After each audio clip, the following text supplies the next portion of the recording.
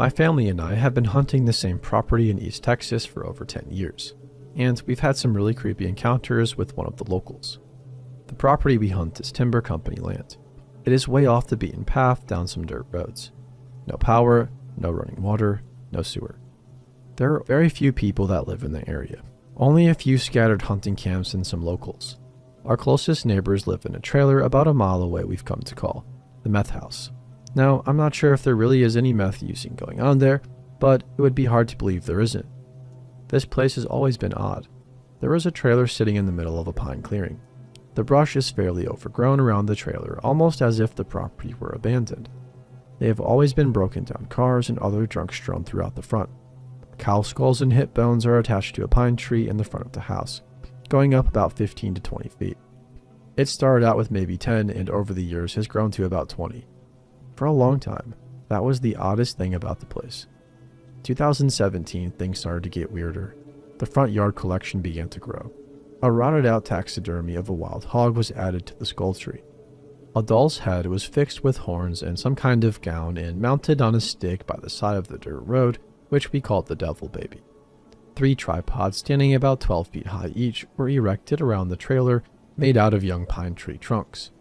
One day we drove by and noticed that from these tripods hung the spinal column and rib cages of some animals, most likely deer. We originally thought that maybe they were using the tripods to hang and clean deer, but the same bones have hung for over a year, and somebody would usually want to dispose of the leftover carcass because the smell can get overwhelming very quick. So far we had no encounters with the residents and weren't even sure what they looked like. The place was creepy, but they seemed to keep to themselves. Until later in that season, we had 2 separate creepy encounters. The first happened to my good friend. He made a quick day trip with his wife up to the property to fill feeders and ride 4-wheelers. To get to his spot, he has to get on the dirt road and drive right past the meth house. His spot is only a few hundred yards away from the house. While they were doing their thing, they began to hear some strange noises. As he listened closer, he could hear fast, high-pitched gibberish back and forth between 2 voices. He described it as a lot of yips and yes and yees. They decided to get on the 4-wheeler and go investigate. They found 2 men squatted down. Picture Gollum from Lord of the Rings, besides a large mud puddle in front of the house. They were splashing and bouncing around while furiously and loudly speaking this gibberish. Once they noticed the 4-wheeler, they in unison stopped talking, if you can even call it that, and stared like an animal that has been spooked. My buddy took off on the 4-wheeler and didn't look back. The second semi-encounter happened to me and my brother. We were up there alone for the weekend and were relaxing by the fire on a pitch-black night after a long day's hunt. We began to hear something strange off in the distance. It was pipe organ music. It wasn't a recording of pipe organ music, but someone actually playing a pipe organ. There were missed notes and sporadic stops and starts. We laughed about how this seems like the setup in a horror movie and tried to ignore it. The music continued on and off for the next couple hours. Then all of a sudden we hear crashing through the brush. This was a very thick brush patch, 10 feet high and 100 feet deep or so. It is between our camp and the direction of the house. This didn't sound like the usual spooked deer, armadillo rooting around, or hogs coming down a trail. It was a crash made by something large and it was close. The rest of the night was quiet. No more organ music and no more noise in the woods. Likely, it was just a local little old lady practicing her organ for Sunday service the next morning, drifting over from another property. Likely, it was some animal that got spooked, crashing through the brush. But we sure were freaked. We make a point not to be up there alone overnight, and we keep a close eye on the house.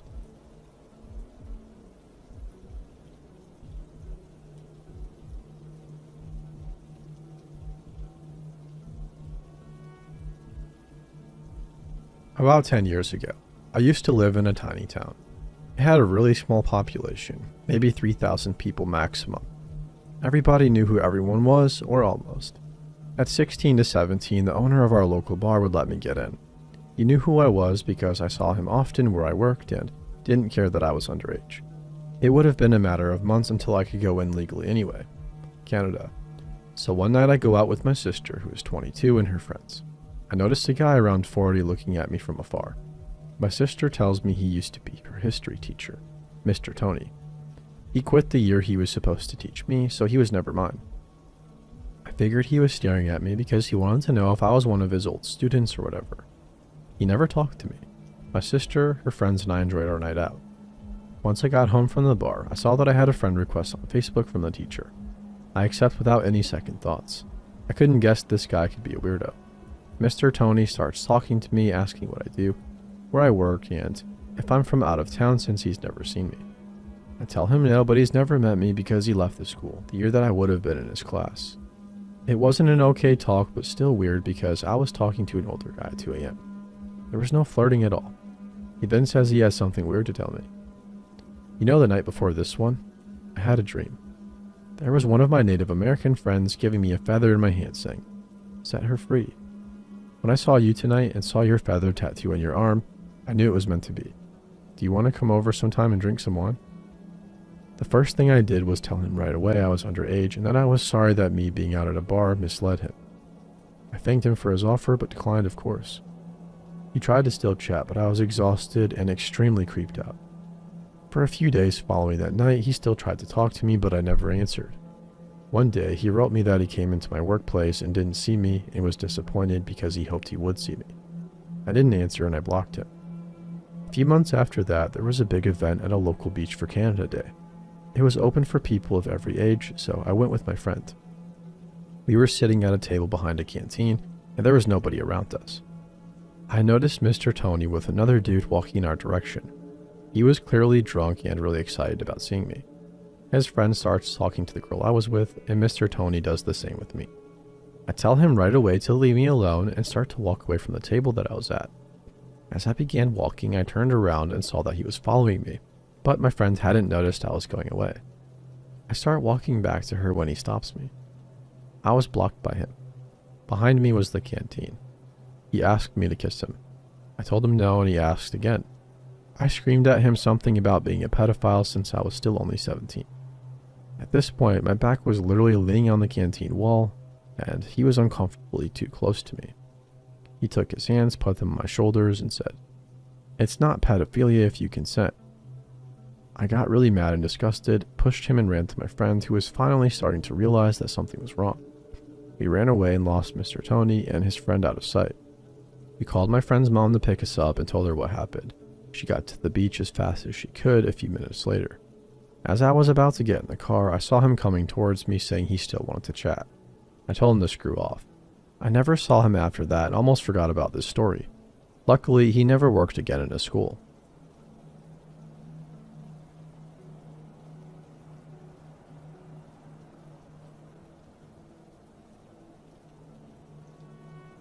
I was 14 at the time of the incident. I was home with my brother, grandma, and my baby cousin. My brother had invited some girl over. Please remember that part because it is key to the story. My brother then introduced us to the girl. She looked normal but seemed a bit nervous. My grandma asked her some questions and told her if she and my brother needed anything to let her know. Anyways, my grandma told me to stay upstairs and allow my brother and the girl the privacy downstairs. Of course, me being the nosy little sister, I wanted to know everything, especially about the new girl my brother brought home. I snuck down the hall quietly and looked over the banister. I saw the girl looking outside the backyard and asking my brother questions like, "Who all lives here? Is this your guys' house? It's so nice." Hearing the conversation, I decided to listen to my grandma and go back in my room. I began to listen to music and felt the urge to look outside my window. I then saw a 2000 Chevrolet Impala parked outside our driveway. The door was wide open and it appeared to be a man leaving our home with all of our tech items from our home and packing them inside the car. The feeling of dread came. "Yo, what's going on?" I said. Then the sound of loud talking was heard downstairs and my brother said, "Please, you don't have to do this. Just let us leave if you know what's best." The girl responded. I hurried and ran to my grandma as quietly as I could to let her know what I saw downstairs and what I heard. She didn't understand the severity of what I was telling her and began to laugh, which made me kind of upset because our life could be in danger. I heard tires screech and saw the Chevrolet Impala speed down the street. I called out to my brother and he said, "Huh?" in a distraught voice. "What's going on? Who is that man outside?" I asked. He didn't reply. I walked downstairs and saw my brother shaking his head in disbelief, looking at where our TV used to be. The police came shortly due to my grandma calling them. We were later informed that my brother and the girl met for the first time that day off a dating app. And of course, they met at our home. The girl of course set up the entire robbery. She was just the decoy until her boyfriend came to rob us. But this part I'm about to say makes my blood run cold. The guy who robbed us held my brother at knife point and said if he didn't comply, he would stab all of us upstairs as a punishment for him getting in the way. The cops asked my brother to give them a description, but he didn't. Later on the same day, we then heard a truck park on the side of the house. Whoever was in it yelled and threw a glass bottle down and drove off. I'm not sure if it was the same man who robbed us, but it terrified me nevertheless. I'm grateful nothing happened to my brother though, or my family. It goes to show you that you can't trust everyone.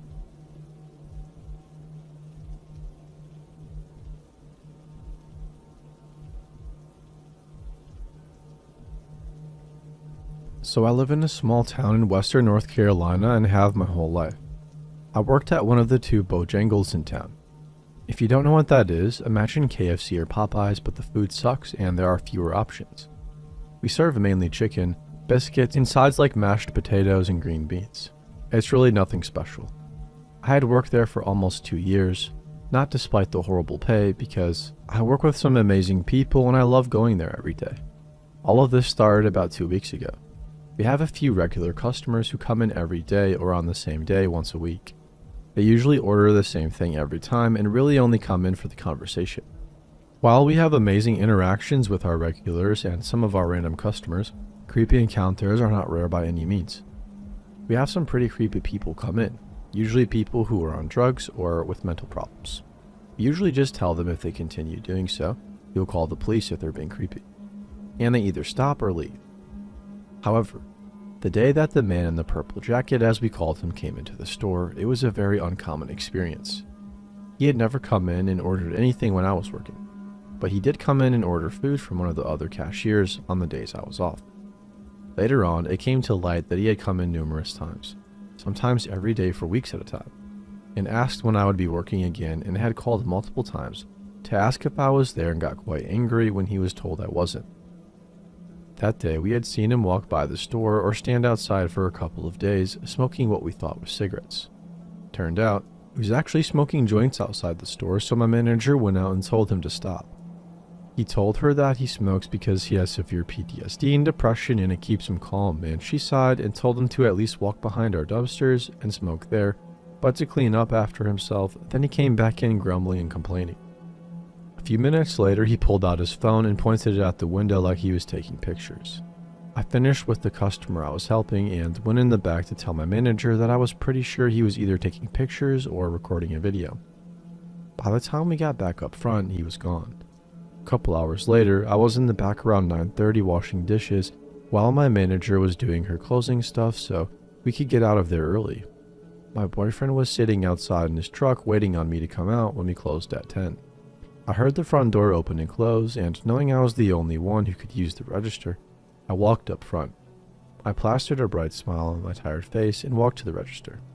The man in the purple jacket was standing there wide-eyed, tucking half of an actual cigarette behind his ear. Now that I saw him up close, he wasn't bad looking. He wore black ripped skinny jeans with chains hanging from the belt loops and a pair of red Converse.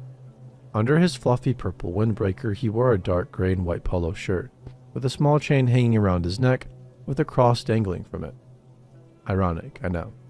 He had on a gray toboggan and had one AirPod in his ear, which had a diamond earring in it. He also had bright green eyes and eyelashes that could probably blow you away if he blinked fast enough. I stared at him in shock for just a moment before returning the smile to my face. I hadn't expected him to look like that up close from the way he looked out the window and how creepy my boss had said he was. I shook the thought out of my head and spoke. "Hey there. Welcome to Bojangles. What can I get for you?" I spouted out my normal line for when new customers came in and waited for him to tell me what he wanted. Instead, he just stood there staring at me wide-eyed with a wide smile on his face. He stepped closer to the counter and slid his hand into his pocket, which made my heart jump into my throat. Was I about to get robbed? I stepped back just a bit, my heart pounding, and I watched his hand carefully. He finally spoke, and his voice shocked me with how deep and gravelly it was. It sounded like he had been gargling broken glass when he looked into my eyes and muttered, "You're even more beautiful up close." I've been so far away for so long, but now I'm finally face to face with you." And then he laughed and pulled a small envelope out of his pocket and placed it on the counter. Then, with one final glance down at my body and a small giggle, he left. My knees almost instantly got weak and I collapsed on the floor in a mess of tears. At the same time, my boss came up and asked me what happened. I was such a mess I couldn't even talk, so I just pointed at the envelope on the counter. My manager grabbed it and opened it up, dumping the contents out on the counter in front of us both. When I saw what was dumped out on the counter, my breath caught and I felt like I was actually going to pass out. On the counter in front of me were a small ring with a sapphire heart in the center and 2 small diamonds on either side, a butterfly necklace, a pair of gray underwear, and a black headband, sweet watermelon chapstick, and a light pink bubblegum scented lip gloss. You probably think that these are just random objects, until I tell you that these things have gone missing out of mine and my boyfriend's apartment over the past 2 weeks. Along with the stolen items, there was also a letter. It was short and absolutely terrifying. "Your pillow smells like the ocean and your blankets smell like coconut. Did you know you talk in your sleep?" After that, my boss went out and got my boyfriend, and he helped me to the truck and we went to my mom's for the night. The next morning, my boyfriend went out and got our clothes and shoes and essentials, and we stayed with a friend until we could find a new apartment. I quit my job and went and worked with my mom in the next town over. Everything seemed to be okay until we went to go get our furniture to move to our new place. When we walked in, we were met by our furniture being completely destroyed. Our dishes were smashed on the floor and our couch cushions were cut open and the stuffing was thrown everywhere. There was writing on the wall, the same words over and over again. "I miss your skin." We left all of our stuff there except the air mattress we had in the back of our closet and turned in the key. Since then, we have got 3 dogs to keep us safe. Every time our dogs bark, I feel like I'm going to have a heart attack. Thinking he's come back, all of our windows have blinds that are never opened, and our bed sits completely on the ground. I never go anywhere alone, and I haven't been back to my old work since that night. He was arrested 2 days ago for trying to break into Bojangles at 4 a.m. when nobody was around. He admitted to breaking into our home and stealing my stuff.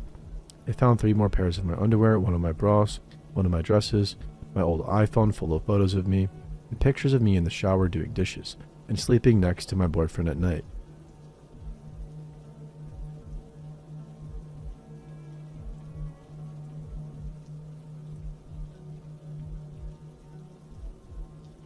I went to college in Florida.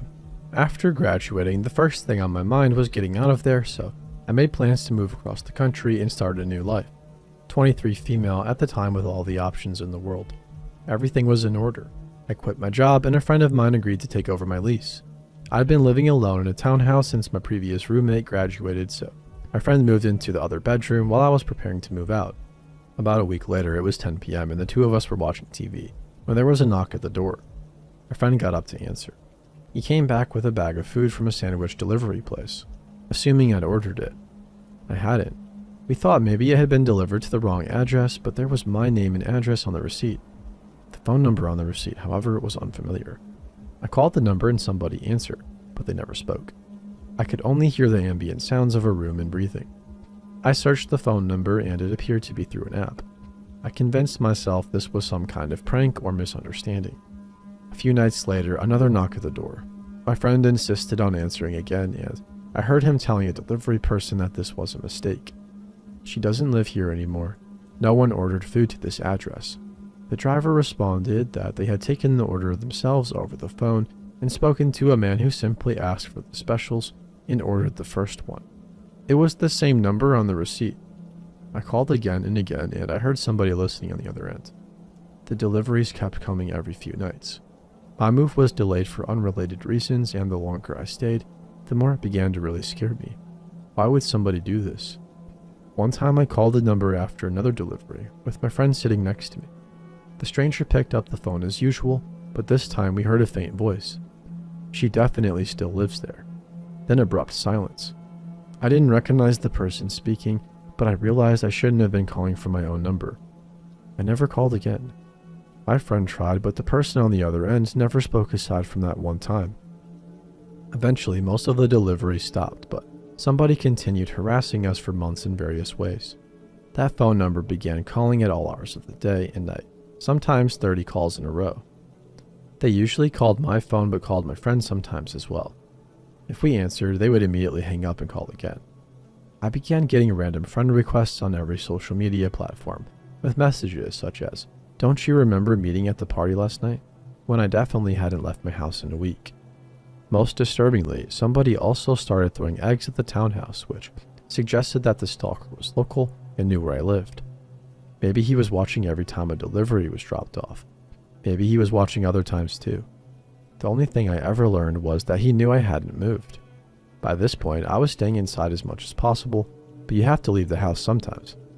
I was terrified until I finally moved and blocked the number.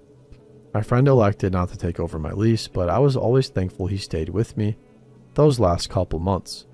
This was about 8 years ago now, and I still don't have the faintest idea who it could have been. My former coworkers and a few college friends knew I was moving, but I couldn't think of anybody who would have a reason to keep track of whether or not I'd moved, and I didn't recognize their voice the one time I heard it. To this day, I refuse to answer unknown phone numbers or unexpected knocks at the door. Even contactless delivery gives me anxiety. I am always half expecting them to show up again.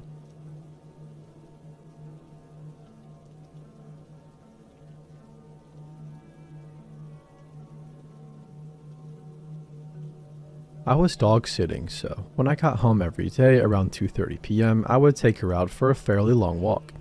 I do think it is important to note that we took the same route at the same time every day. Other important notes: it is winter in Canada, so it's really cold, and there were not a large number of people around.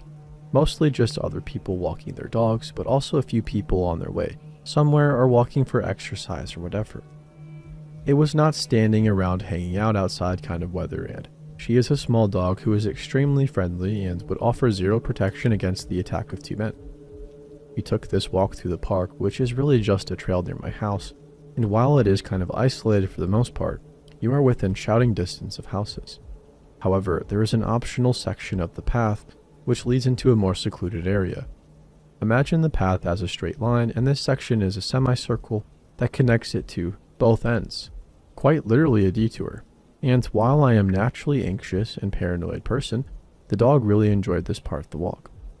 I'm assuming because she could smell animals or wildlife.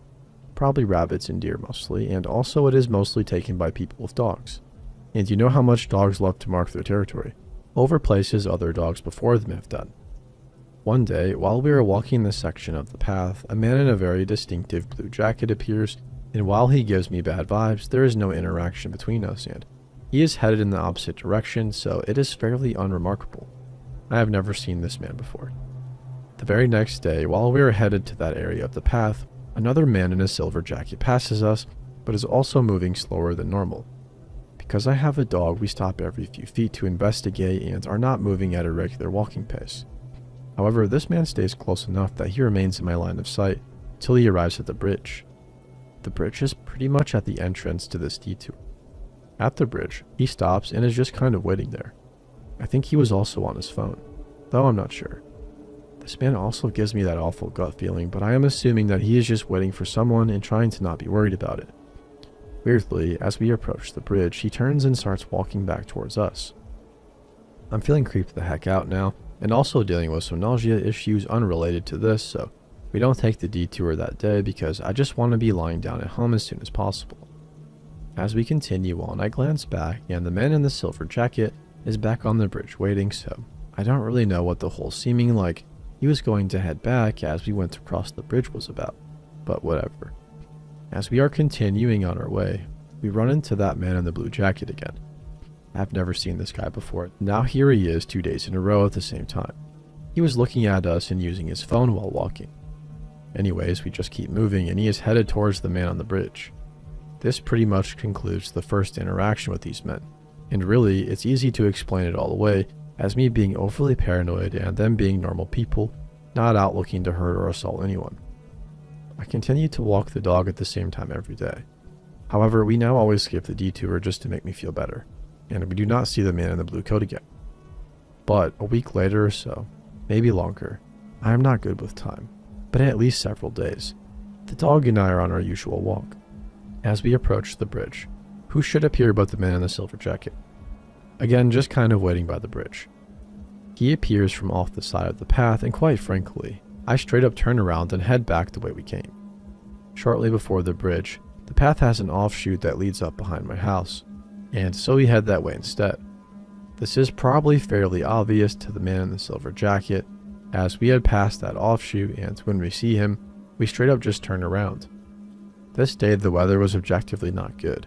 It was really cold and also snowing, so there were even fewer people around than is typical, and I wasn't willing to risk it. I firmly live by the motto, you only have to be wrong once to end up dead, and as such, I have no problems saying screw politeness, which has maybe saved my hide a few times, or I could simply be overly paranoid.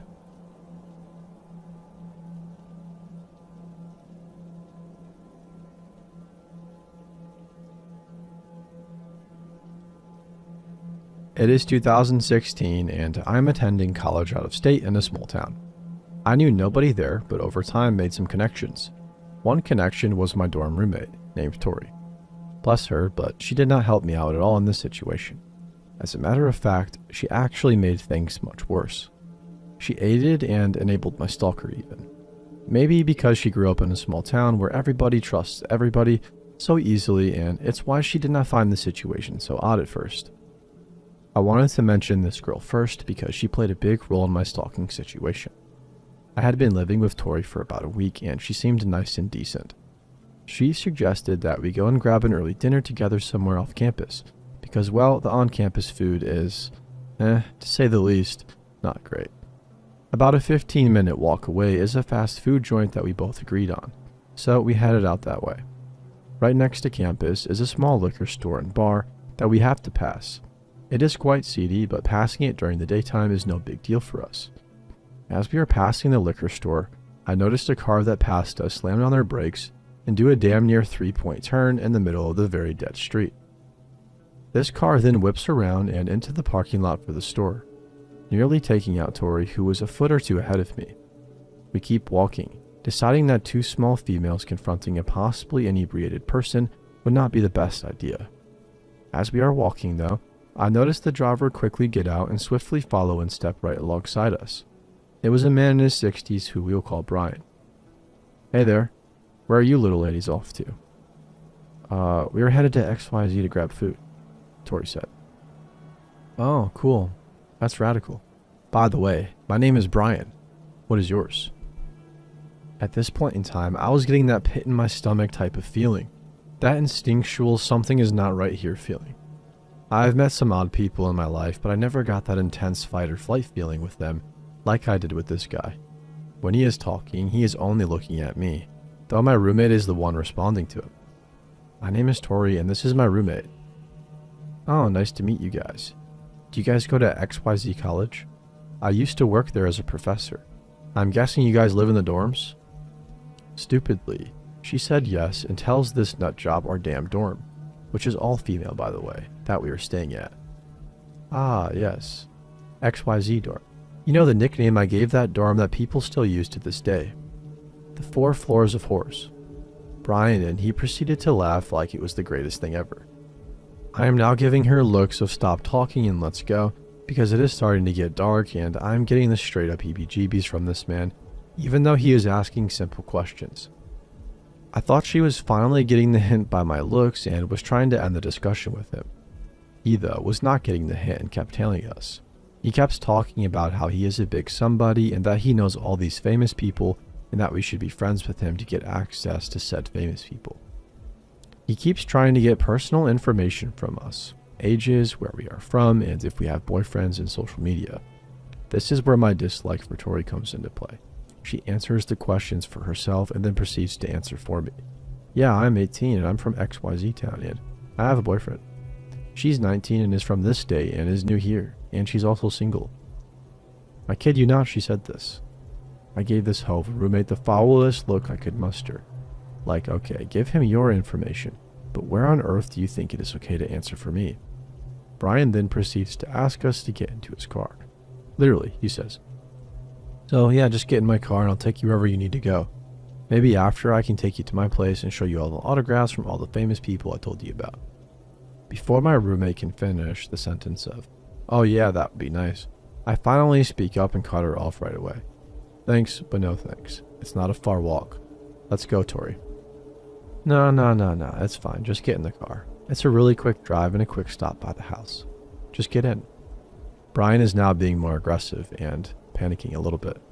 You can tell by his tone. I just give him the go F yourself sort of look. Before you go, can I get a hug? He asks, to which she obliges and gives him one. What about you?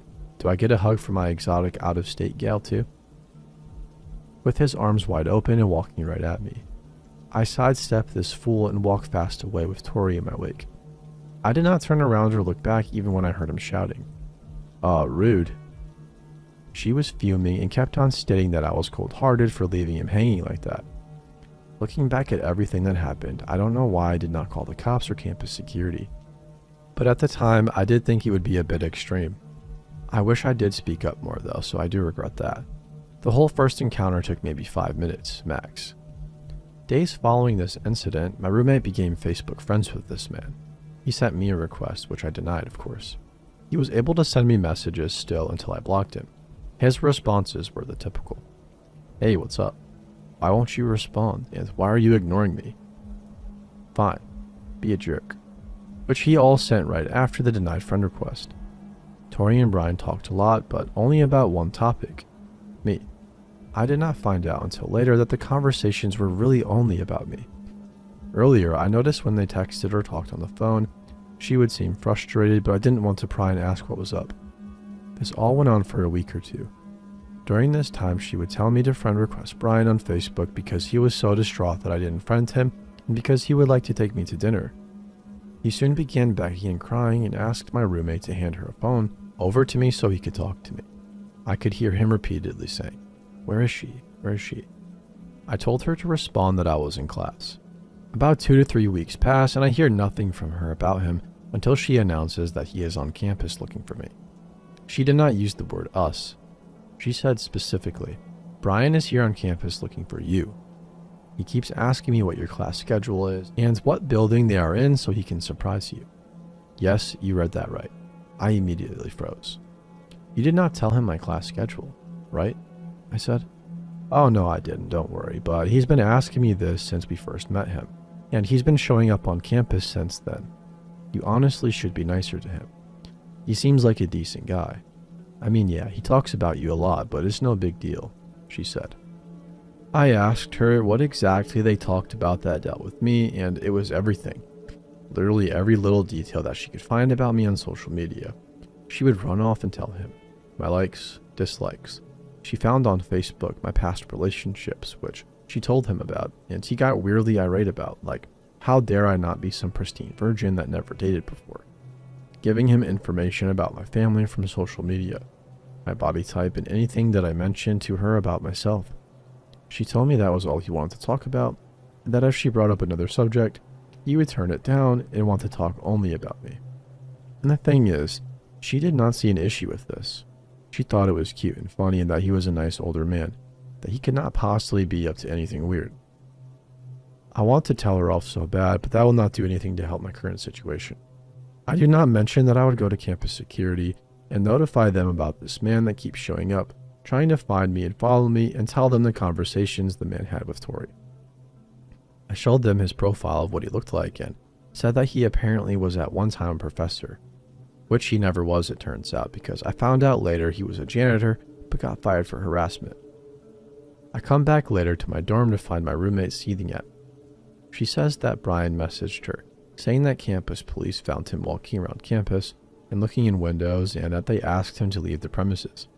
She asked if I told security and I responded yes, but I also mentioned that security probably got red flags from other people who saw some random older man looking into the dorm windows, class windows, just loitering outside of classrooms in general. She was livid and said that I ruined her trust and his because now he was mad at her for telling me he was on campus, because it was surprise and that they could not be friends anymore. I wish I had asked for the screenshots prior to going to the campus police, just in case anything more happened, but it was pointless now with her being mad and against me. She did not talk to me for a bit, which I didn't really care about. I was prompted by others to move out and get a new roommate, but instead I just stayed with a good friend of mine in another dorm building. I did not see her or hear from this guy again. I moved out of the dormitory and I shared, and did not see her much after that.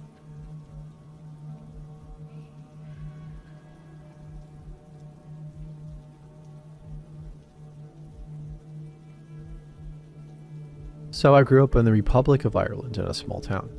The typical town where everybody knew each other, super friendly, perceived to be safe. My town is near the border to Northern Ireland, which is important to the story later. For anybody with unfamiliar regarding the history of Ireland, the North is still under British rule and classed as the UK. My neighbor, I'll call her Michelle, and I were friends, and we loved going to our local community center to swim. This one Sunday, when I was about 8 and Michelle was 9, we were allowed to walk there and back by ourselves. It was no more than a 10-minute straight walk in a populated area. Cars and people. Anyways, we got there grandly. We had a great time swimming, and then we had the idiotic idea to walk further down into the town before we took ourselves home. This again was a near enough straight road, about an extra 5-minute walk. We went to town fine, and we bought ourselves Mr. Freeze ice pops, 10 pence apiece, and we strolled around the tiny town center. I remember Michelle suggesting that we go to the pet store that was a bit of a mission away. Safe, of course, for a shortcut. The shortcut was behind the building works of a brand new shopping center being built in the town center. So, on we walked to the building site when out of nowhere this grown man approached us carrying what I can only now in my adult head describe as vaginal speculums. Honestly, that's exactly how I remember it. One in each hand, and he said, "Girls, come here. Do you know what these are?" He had a full-on Northern Irish accent. It definitely wasn't local to our own, and immediately I was scared. I recall Michelle and I both saying no and stepping backwards to get away back onto Main Street. He continued to move toward us, and then suddenly out of nowhere, this small 2-door blue car drove towards us with 2 women in it. The man fled. The lady said, "Girls, is that man hassling you?" I don't think we even spoke, and they said, "Hop in the car and we'll drive you girls home." I, of course, being the idiot that I am, went to get in. Thankfully for Michelle, she said, "No, we're fine. Our moms are around the corner." The women said, "Okay, as long as you're sure," and they left swiftly. I started crying to Michelle, basically saying, "Why did you do that? What if he comes after us on our walk home?" But I will never forget her saying, "Are you stupid? Those women had Northern Irish accents too." This is a story I come back to every so often throughout the years, and I always wonder what would have happened had we gotten to the car. Were they all in it together, or were we going to be trafficked through Northern Ireland into England? Were they just nice women trying to help? How could they have seen our interaction, though? It always creeps me out and messes with my head.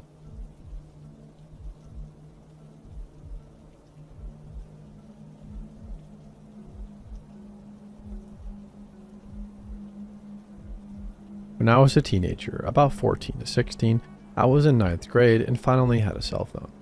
One of those free Verizon phones that you had to wait until after 9 for free calls. I started dating a fellow freshman, but I was a young male teen, so I had other interests. I started receiving messages from a number I didn't recognize, but it was a local number, as the area code was 804 like mine. As the number texted me and let me know who they were, I thought maybe one of my friends was pranking me. It wasn't in their character to do such things. Our pranks were dumb like farts and nut taps. Even then we barely pranked each other. The person texting me said their name was Aquaria. She sent a picture too. She wasn't the prettiest, but she was easy on the eyes, so I figured I'd entertain the conversation. She clearly knew my name and some other things like where I went to school and my age. I didn't think anything of it because school can be a place where your information is passed around like a piece of paper. Now here's where it got weird. This girl claimed that she wanted to be my girlfriend and that the girl I was dating wasn't right for me, and that she was the one. I had already had one stalker during my school days, but it was slightly more annoying than serious, so I thought it was her. But some things didn't add up to make me truly believe it was her. Over the next couple of months, the text died out as I stopped responding because it started to feel creepy. One day I was walking the railway tracks and I got a message from the same girl again from a different number saying they saw me walking on the tracks. Now I'm starting to worry that somebody is keeping a close eye on me. The messages stop as soon as they start. Enter the MySpace days where this girl sends me a friend request and messages me about wanting to date again. She never told where she went to school, or how old she was or anything other than her name. Still feeling weirded out, I decided to stop responding until my 10th grade year. I started receiving messages through text again at all times of the day and night. I didn't respond. And soon, the text stopped until 11th grade, and I'm dating another girl I started dating the summer before, and this time things got extra weird. She messaged my girlfriend and told her that she and I were dating, and she was leaving messages on my page so people could see, and they got disturbing. She was planning out her whole life. My girlfriend called me upset thinking I was cheating, but I told her the situation, and I don't think she believed me, but she left it alone after I made some calls trying to prove I had a stalker, which kind of worked out. After that, I deleted her off my profile and managed to make it through a senior year without a single text. And to this day, I have no idea who Aquaria is. She knew too much about me. Like way too much. Where I hung out, my age, my name, the school I went to. It was almost as if she were lurking in the shadows watching my every move.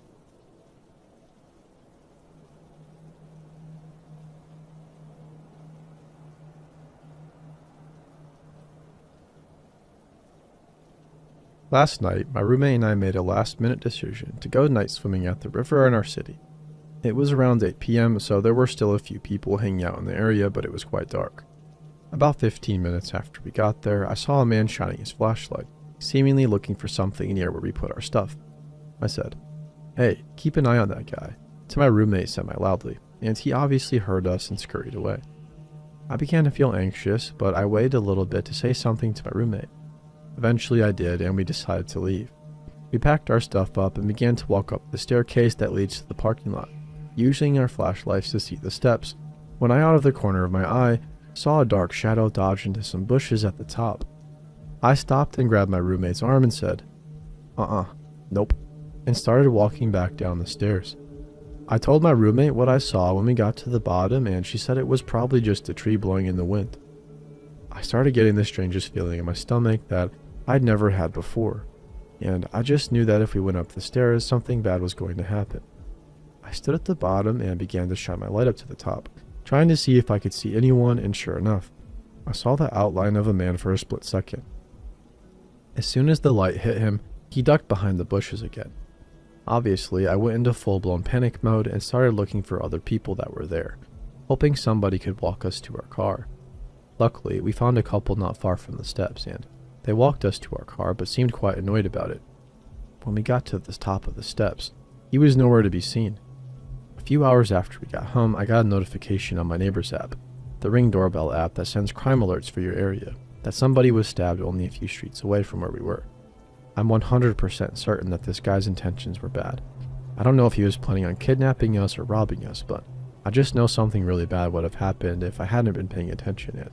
We would have walked up those stairs. And I'm not sure if he was the person that stabbed someone, but that notification just scared me even more. I still feel sick to my stomach because of all of it.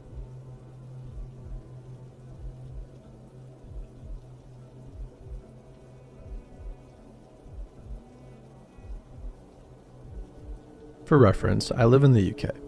As I write this, it is currently 3:30 a.m. and what I have just witnessed occurred between 2 a.m. and 3 a.m. I live across the street from an elderly couple. I'd guess around 75 years old. They seem pretty normal from the outside, although I've never spoken to them.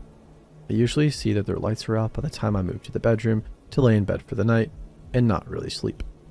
Tonight I was lying in bed as usual watching YouTube videos on my phone when I heard what I'd guessed was the slamming of the boot of a car across the street. I saw the old lady getting into her car and driving away. This in itself seemed odd since it was usually the old man that would drive, and all the lights in the house had been left on. I decided to forget about it since she might have had some sort of emergency. I heard her drive back into the driveway around an hour later as she seemed to speed into it. She appeared to be in a hurry as she was pacing around the car fairly quickly until she disappeared into the house for a couple of minutes. When she returned, she was carrying a stepladder and some hand wipes. She placed the stepladder into the boot of the car and proceeded to use the wipes to wipe down all the windowsills on the front of the house, and once again sped off down the road. All of the lights in the house were still left on. I've been peering out the window for about 20 minutes now with no sign of movement in the house, which makes me wonder where the old man could be. I definitely recall seeing him earlier today as he usually waters the front garden every evening. I don't know if I'm interpreting this wrong, but something about this just doesn't seem right. If anybody could offer some sort of explanation of this behavior, it'd really help clear my head. I'll update this post if she comes back. Update. 10:46 a.m., August 12th. I stayed up until just after 5 a.m. to see whether she'd come back or not, but nothing more happened up to that point. I have now woken up to see that her car is back, along with their other car that I couldn't see last night. They have a rounded driveway which isn't completely visible from the window. I assume the other car was behind the bushes. It's completely possible the old man had driven somewhere that night and she had driven to join him. I agreed that the explained behavior does seem like dementia. It is the most likely reasoning. For both cars to be now visible, I assume they are both in the house, and I will keep an eye on the house today for any sign of the old man. Update August 12th, 9:38 p.m. I was out during the day today, and when I returned, neither car was in the driveway once again, with what seemed like a note stuck up on the porch window. I didn't want to walk up to the door in case somebody was in. I was heading out again for the evening, but as I was pulling out of the driveway, they both returned in the same car the old lady had been driving the night before, with the old man driving like he usually does. It's possible the other car had been kept in the garage the last night, as that's where I suspect it is now. I will keep a lookout for any funny business tonight.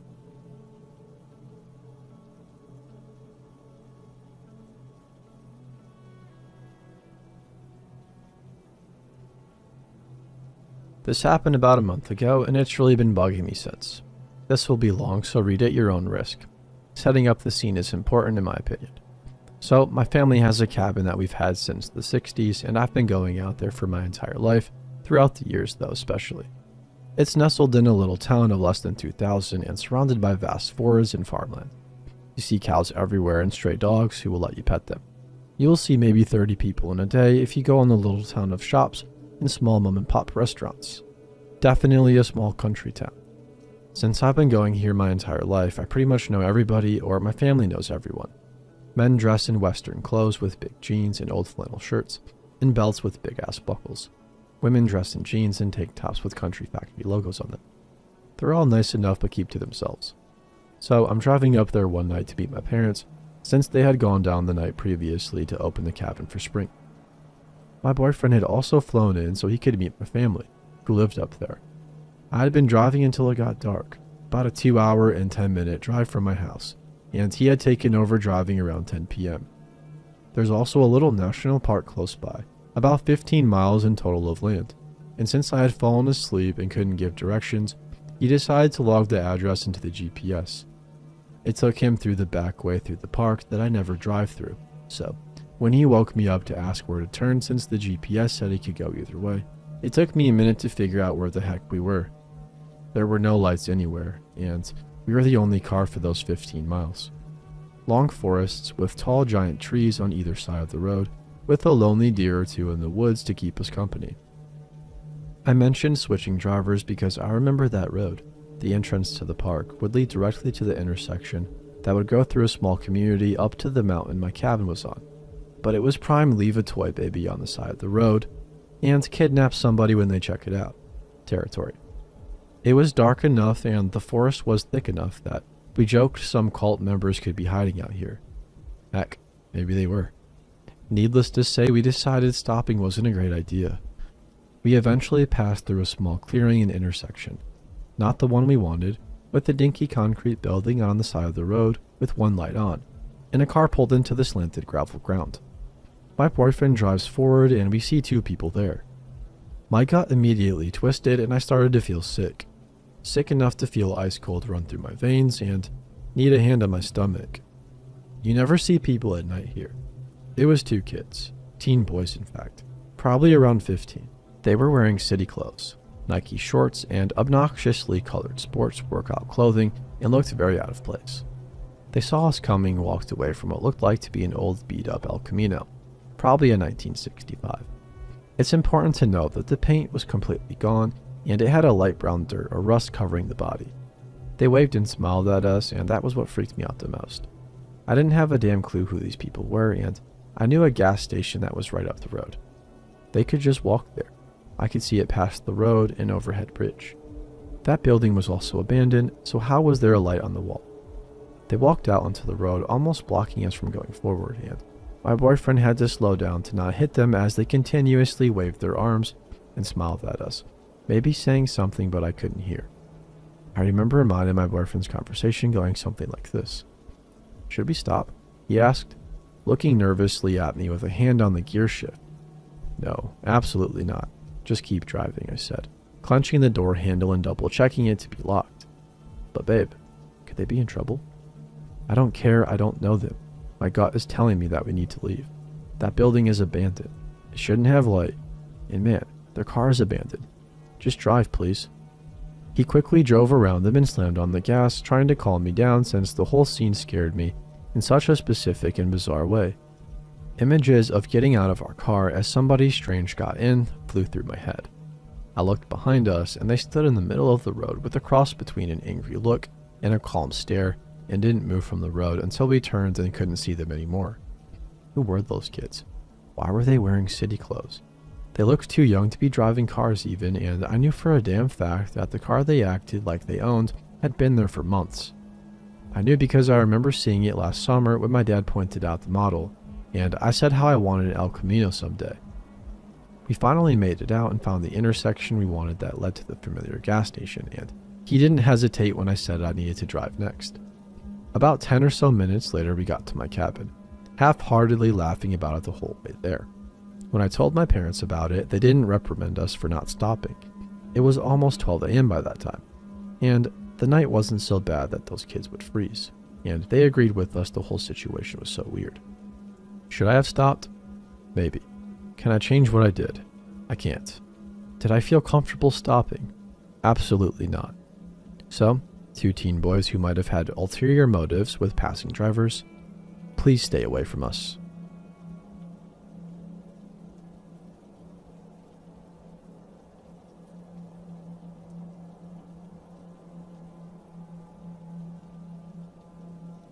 This happened a couple weeks back in the UK. To some this won't be creepy, I guess, but I thought this was the best place to share. I'm a very tall 45-year-old dude on medical disability due to renal failure, weak bones, etc. I wanted to make lunch rather than be lazy and order a pizza, and despite the pain caused by walking, I decided to walk the 30-minute round trip as part of my mandated exercise. I get to the local small store, masked up, and go grab some basics to make a quick meal. While I'm in there, I feel a sharp pain fly up my back, and then my left leg, and I start limping. Knowing that when this happens, I have 20 minutes tops before the pain gets too much, I go and get my stuff paid for. I leave, cross over the street, and sit on a public bench and let my pain fade a little bit. Once it did, I started walking again, only for two young guys in suits to come up to me wearing badges, identifying them as members of the Church of England, asked me if I was okay, and said that letting God into my life would stop the pain. I politely told them I'm fine. I just need to get home before it flares again, and big mistake. Tell them I'm not religious. I believe in what I like, but I don't anymore. I get told it's their job to save me in the Word of God. I start to walk off, but my leg flares up again and I start limping. These two guys follow me and keep trying to stop me, despite me saying to leave me alone, telling me that they need to help me. I get to my house, open the door, and they try to push into it. I stand in the doorway, now in agony, freaking out, and anxiety takes over. A retired neighbor sees them and comes over just as I lose it. I yell at them. This is private property. You are trespassing and making me feel unsafe. Screw off. They look offended, but my neighbor tells them to leave me alone. They storm off grumbling. My neighbor helps me sit and makes my meal and stays with me till I calm down. I called the Church of England and complained about my interaction, got an apology, and was told that the two workers will be retrained and kept out of my area. Not seen them since two different ones who asked how I was and then left me alone otherwise.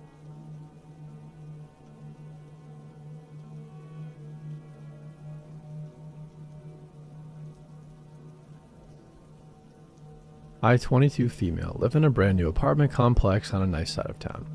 My city is pretty safe in general. This is the first time I've lived alone, so even though it's a safe area, I take some precautions, which, including installing a Ring video doorbell, I have honestly never needed it in the 6 months I've lived here, as no unexpected visitor has ever come by. Until last night, that is. I was sitting at home along with my dog working on some homework. It was nearly 8 p.m. and starting to get dark. At night, I have my Ring set up to alert me when any person is detected outside my door. I received a notification of motion at my door, but I didn't think much of it. At 8 p.m., people are still walking down the hall up the stairs. About 30 seconds later, I receive several loud knocks on my door, and my ring is pushed rapidly 3 times. At this point, I'm spooked and my dog is going nuts. I open up the app to see 2 men standing outside my door. I debated internally on if I should open it or not, but then decided it wasn't quite dark yet and my neighbors were home, that it would be safe to do so. I slowly open the door, just enough to put my head out. The man nearest to me says that they are with the wreath committee, and complimented my wreath. He then went on to say that he was with an internet company and he and his partner were here to offer me a deal. Now, my apartment has a very strict no-tolerance policy or solicitation of any kind. We are actually told to immediately report that kind of activity, and there are signs posted all around stating that solicitation is prohibited by law there. I told the men I am happy with my current service and was not interested in switching. The man who spoke first continued to speak about the great deal they were offering. I continued to decline. He kept saying that he lived really close to here and that he would be happy to personally set up the service. He even offered to come inside and help me get started now. I declined once again, and he reiterated that I should give him a call if I changed my mind because he could be here in 5 minutes to help out. He handed me a business card and I tried to end the conversation again. He then tells me that he just can't walk away knowing I could get such a good deal, and I'm saying no to it. At that point, my instincts were telling me something was horribly wrong. I decided to take a more aggressive approach, and I asked him if he was aware that my apartment has a strict no solicitation policy. He said that he was aware, but that he cleared it with the management. My apartment has a very small management team, and I know every single one of them. I asked who he cleared it with, and he said that he cleared it with the guys on the golf cart, Mike and Will, and that Mike was a great guy. Now I knew it was all a lie. Our management team are only women here. There is nobody by the name of Mike or Will. In fact, only one man works here and his name is Joe. I say thanks, but I'm not interested, and close the door and lock it loudly. I took a closer look at the business card he handed me. It had a logo and the name he gave to me, but the email was not a company email. It was a Yahoo account. The phone number also did not appear when I searched it up for the company. I decided to post about my encounter on the residents only Facebook page. A few other women commented that they had similar interactions tonight, but that they were given different names. The strange thing was none of the men or couples were approached. It was only women who they spoke with. They talked to my upstairs neighbor and my neighbor across the hall, and didn't speak to either of the men that live on the same floor as me. Everybody was given different names, and everyone was also offered vastly different deals. 2 women were told that they didn't have business cards to hand out. I thought it might be worth Googling this guy's name to see if anything popped up. Sure enough, the second result was a report on an offender registry. Turns out the man who spoke at my door has 5 felonies and has served several years in jail for various charges, including trafficking a controlled substance, theft by deception, and possession of stolen property. I knew it was him because there was a photo attached to the report. He is currently on parole until November. I'm not sure if I'm overthinking this situation because this is my first time experiencing something like this, but I know it didn't feel right. Maybe I'm just being dramatic or paranoid, but the entire thing feels more than a little bit off. I'm not sure if they were just scammers or if they were staking out places to rob, or worse. I reported it to my property manager nonetheless, who is investigating it today, but I am just a bit uneasy about the whole thing. If they do return, I'll be calling the police for sure. As of the time of me writing this, nothing else suspicious has happened, and I'm safe at the moment. I'll continue to stay vigilant. Be safe out there, you guys.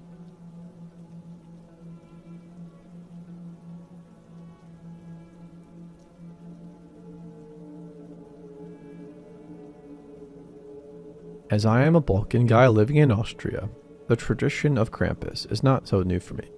We got similar traditions in Croatia, Serbia, and Bulgaria, Hungary, and most of the other countries on the Balkan Peninsula. But here in Austria, the Krampus shows and parades can get pretty violent. Not as bad as approximately 10 to 15 years ago, but still pretty tough in some nowadays rare cases. So, inspired by the southern neighbors, pyrotechnics are pretty common at Krampus shows and parades. It seems some groups spend more of their time and money on great pyro shows than on their wooden, hand-carved, and all-unique masks. This happened in 2014 on the 2nd of December. In my village, there was a very large Krampus parade. The route, unfortunately, directly crossed my workplace in a restaurant. It was about 8 p.m. and our restaurant was filled with guests, mostly kids with their parents.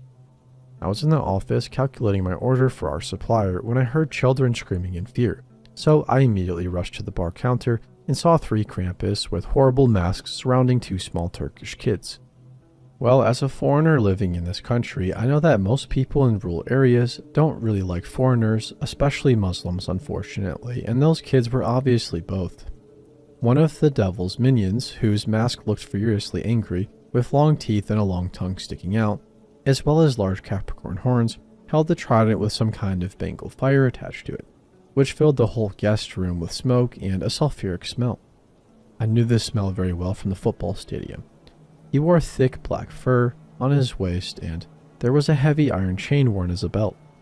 The others had scary masks too, but the one with the Capricorn horns was clearly the scariest, plus the alpha of the group. All Krampus also have large cowbells attached somewhere on their costumes, and for a few years above the eye holes, they have had small red or blue LEDs for a glowing eyes effect. I looked back into the kitchen and called for Demir and Flamer, 2 cooks muscularly built in the same kickboxing club as me, to come and help de-escalate the situation. They nearly instantly showed up through the door, and without explanation, they knew why I called for them. We grouped up at the bar, where 2 female service employees crouched on the floor, made our way around the counter, and approached the scene. Many people, even grown men, just stood beside and watched as the 3 devils surrounded the children, who I later found out was her mother, was standing a few meters behind, shouting and crying at the men with masks. I grabbed the quote-unquote alpha on his shoulder, totally forgetting that I shat my pants when I saw them as a kid, and pulled him back half a meter. My friend Demir grabbed his trident, and my other friend blocked one of his friends, which made the 3rd one back up. The alpha, if you will, started to scream below his heavy mask and used a bunch of swear words at large, and I could smell the alcohol through the holes in the wooden carved base. He tried to push me back, but Demir held his other arm and we pulled him to the exit, where the parade was still passing by. His friends rushed outside on their way and grabbed their alpha and pulled them into the mob of devils that was moving past our restaurant. Well, in Austria, Krampus needs to wear an identification number to minimize the chance of assaults on people, but all 3 of them had none. While Flamer and Demir went back inside to open all the windows, that freaking smoke burns in your eyes and throat when the fire is used inside a closed room. I went into the parade to find some kind of responsible person or police officer I could talk to. After a few minutes, and with the help of 2 girls dressed up as angels, they were part of the parade, I found the vice mayor of our village and told them what happened. Unfortunately, many devils had large Capricorn horns, and they were a trend at the moment, and my description fit too many devils that, and as we later found out, the following 2 years. After filing a report, I went back to our restaurant and ended my shift as usual. When I finished, as always, I left as the last one. I went outside and locked the door, lit a cigarette, and walked to my car a few corners away. I thought I heard the faint sound of cowbells in the distance, but I shrugged it off and moved on. On the left side of the street, there are buildings. On the other side, there is a field bordering a forest. I moved on to my car when I heard the sound of multiple cowbells not so far away that time. I froze again and concentrated on every sound I could hear. Somewhere near me, a cat hissed and searched through a trash can. At least I assumed that. I could hear a train passing the town and other usual night sounds. When I reached my car and pushed the button on my key, I clearly heard cowbells behind me. Behind me, there was only the dark forest. I stared frozen but could not see anything. I turned and opened my car door when suddenly a loud growl came out from the forest, and I saw 2 dim red lights at the first tree line, then 4, then 6, then 8, now 10. I squinted at the trees to make out some details, and after a few seconds there was no doubt that dark figures with glowing eyes walked out of that thicket into the field. I turned around and hopped into my car, put in the reverse gear and started the engine, rushed backwards onto the street and drove the heck out of there. I've never been home so fast. At least 5 devils stood in the forest trying to scare me. Or wasn't it aimed at me? I'll probably never find out, but after the incident in the restaurant, I doubt that it was coincidentally me they scared.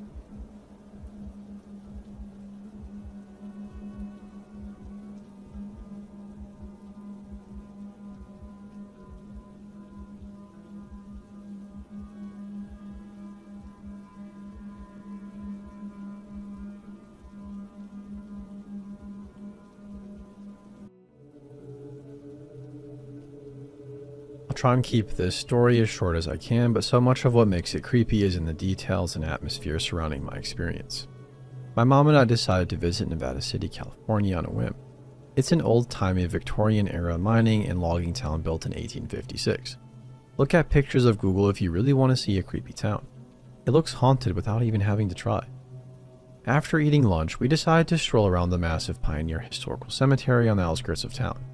It wasn't quite dusk, but the trees are really tall in this area, so daylight is hard to gauge. And it usually feels later than it is. This cemetery was sprawling. I mean, most pioneer cemeteries are because of the high mortality rate of the time. Lots of child graves. As we progress through the cemetery, it starts like a proper cemetery with large ornate tombs, mausoleums, marble obelisks, family plots, etc. But what's wild about this cemetery is that it stretches on almost forever into the woods. Spooky, but this isn't a paranormal story. As we followed the cemetery deeper and deeper into the woods, it became hard to tell what's a grave or not, and it's getting more wild and overgrown. It eventually devolved into just wilderness, with the occasional sign of homeless camps like abandoned tents, bags of trash, etc.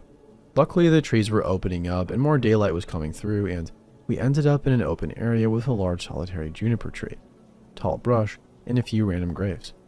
I sort of tripped over something and it turned out to be a purse, like a large designer purse, and it looked super old, like it had been there for a while. Looking up from the purse about 10 yards ahead, I saw what looked like a pile of women's clothing, but then I noticed to my horror a tangled mass of hair, and I froze. You ever know something without actually knowing something? I knew that this was a dead woman's body down to my core. I put a hand out and stopped my mom, who was trailing behind me. "Hey, get your phone and call the police. That's a dead body over there." And she immediately started dialing 911, because like me, she just knew. Then it gets bananas. As my mom and I are discussing the situation, we have our attention turned away from the corpse. We looked back at the body, and I kid you not, she was sitting up with her back turned toward us. She was wearing a bright red trench coat, and she had super grimy blonde hair that was more standing up than lying on her shoulders. It's like the grime in her hair allowed it to defy gravity. Slowly, she turned her head over her shoulder like something out of a horror movie and spotted us. She literally jumped to her feet lightning fast and turned to face us. Her front was a mess of torn clothing, and she was barely covered. In the weirdest gait I've ever seen, she rapidly advanced on us, in a jerking or lurching fashion. Her hands were desperately trying to keep her covered. My first thought was that she had been assaulted. She kept trying to speak, but it was like she couldn't form words, only make short high-pitched squeaks. As she closed in on me, she stopped and pointed down in excitement at the purse I had tripped over. I asked if it was hers, and when I did, her expression changed into a horrible smile. It still haunts me. And suddenly, she was slowly starting to undress herself, and we had to shout at her to stop. By this point, we had the cops on the way. We said we had found somebody in serious distress, but be that as it may, we both knew that this was not a safe situation for us, and we quickly backed away, turned, and cooked it out of there. When we followed up with the police out of concern and morbid curiosity, they said whoever we found must have fled because they didn't find her. I really hope she's okay and gets the help she needs, though.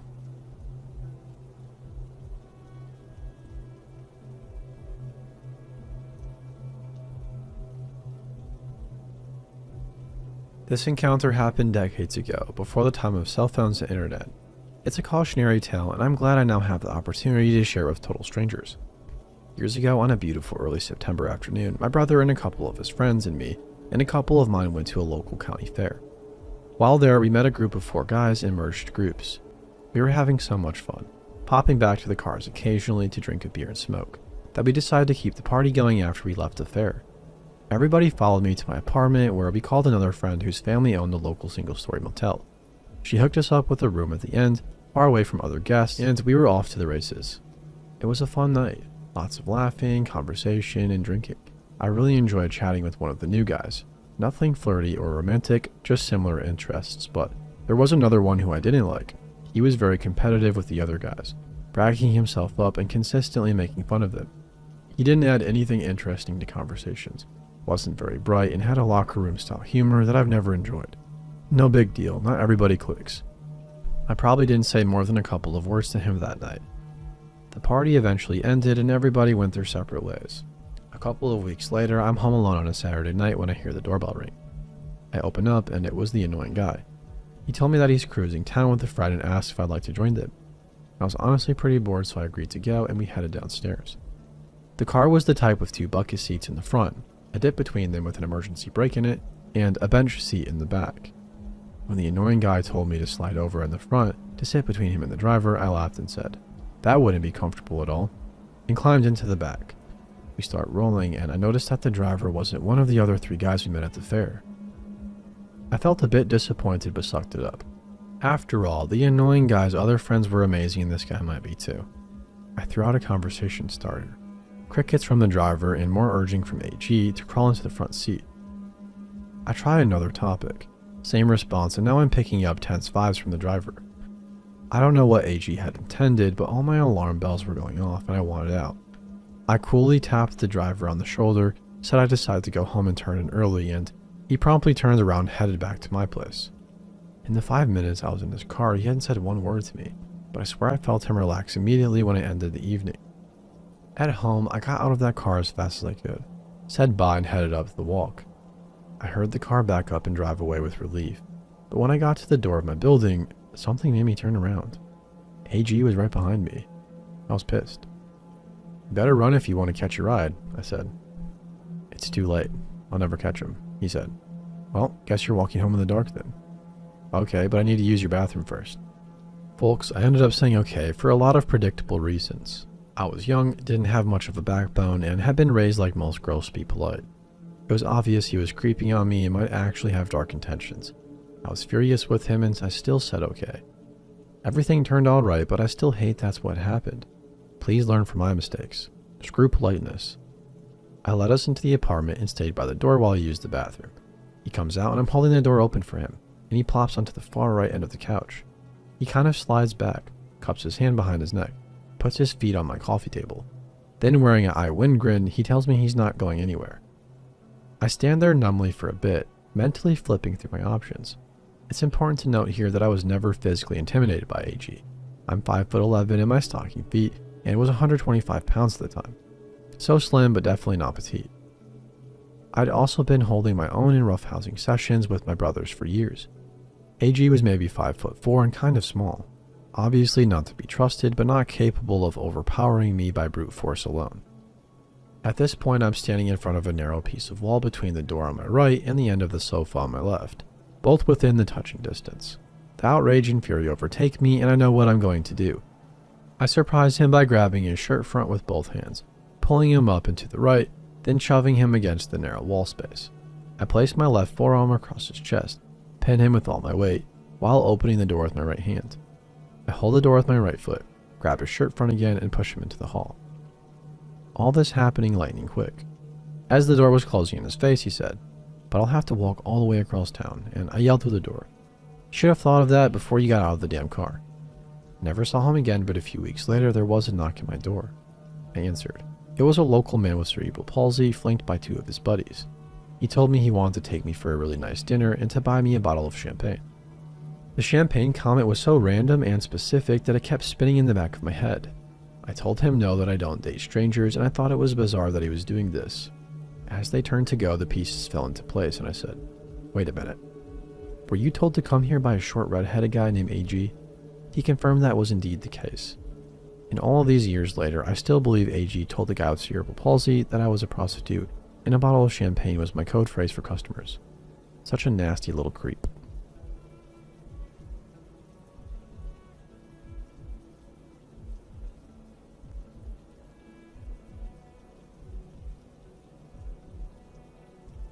In the mid to late 1970s, my parents were in a camping club with about 5 or 6 other couples and camped at various campgrounds together around the Midwest. We are from Chicago. One time we went to this campground that had a little park near a large pond with a playground not far from the water. My sister and I were playing in a sandbox. I was around 10 and she was a couple of years younger.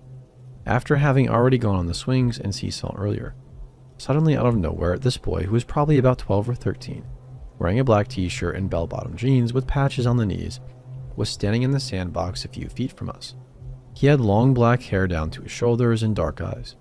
He didn't say anything for a couple of seconds, and my sister and I looked at him nervously as he wasn't smiling and staring down at us. "Are you brother and sister?" he finally asked. I told him yes, we were. "Are you camping here?" "Yes," I said. Where's your camper? I stupidly, without thinking, told him the section of the campground my parents' club was camping at, which was about 2 blocks away. Do you guys know who the Johnsons are? He asked, referring to the name of one of the couples camping in our parents' club. I don't remember their real name. I told him yes. Well, they're my aunt and uncle. I'm going to surprise them later that I'm here, he said. He went on to say he was camping with his dad, and he gestured vaguely in a direction on the other side of the pond. The kid squatted down close to my sister. She backed up in the sand closer to me. You guys look so alike. You can definitely tell you're related, he said, which was kind of ironic since I'm adopted and my sister is my parents' natural child. We did both have brown hair and eyes in common, though. Did you guys want to come to my camp? My dad brought tons of snacks with. I can give you marshmallows to roast if you want. I told them my parents already have marshmallows. Well, we have graham crackers and Hershey bars too, so you can make s'mores. I'll give you some of them to take back to your camp. I lied and said that we have them too, as tempting as s'mores sounded. My younger sister finally said she needed to go to the bathroom, which I took as my cue to get away from this weird kid who was really starting to make me feel uncomfortable even at that young age. We're going to go now. We'll see you later when you come to your aunt and uncle's, I told him. He didn't get up when we got up, but instead leaned closer to us. There are bathrooms right down that road, pointing again past the pond, by where your camper is. You can take her there and then stop by and get some candy for my dad. I told him there was a bathroom right over by the main office, which was just across the street from the playground. We'll just use that one. Suddenly the boy jumped up, kicked whatever my sister and I had been building in the sand, and jumped out of the sandbox. You are so dumb. Who turns down free candy? That's okay, more for me then. My sister and I rushed over to the office building, and I was fearful that he would follow us there, but after a few seconds of staring at us, he turned around and began to run down the path towards the other side of the pond. I took my sister into the men's room. She did her thing, and we cautiously looked around for the boy, who was nowhere to be seen, before we hurried back to our campsite. Once there, I told my parents about what happened, and the Johnsons happened to be sitting on the picnic table having coffee with them, and we told them it was their nephew who was going to surprise them. Of course, they said they didn't have a nephew, but they were a bit weirded out that somebody knew who they were. My sister and I stayed at the campsite the remainder of our time there, and of course the creepy kid never did come to our campsite.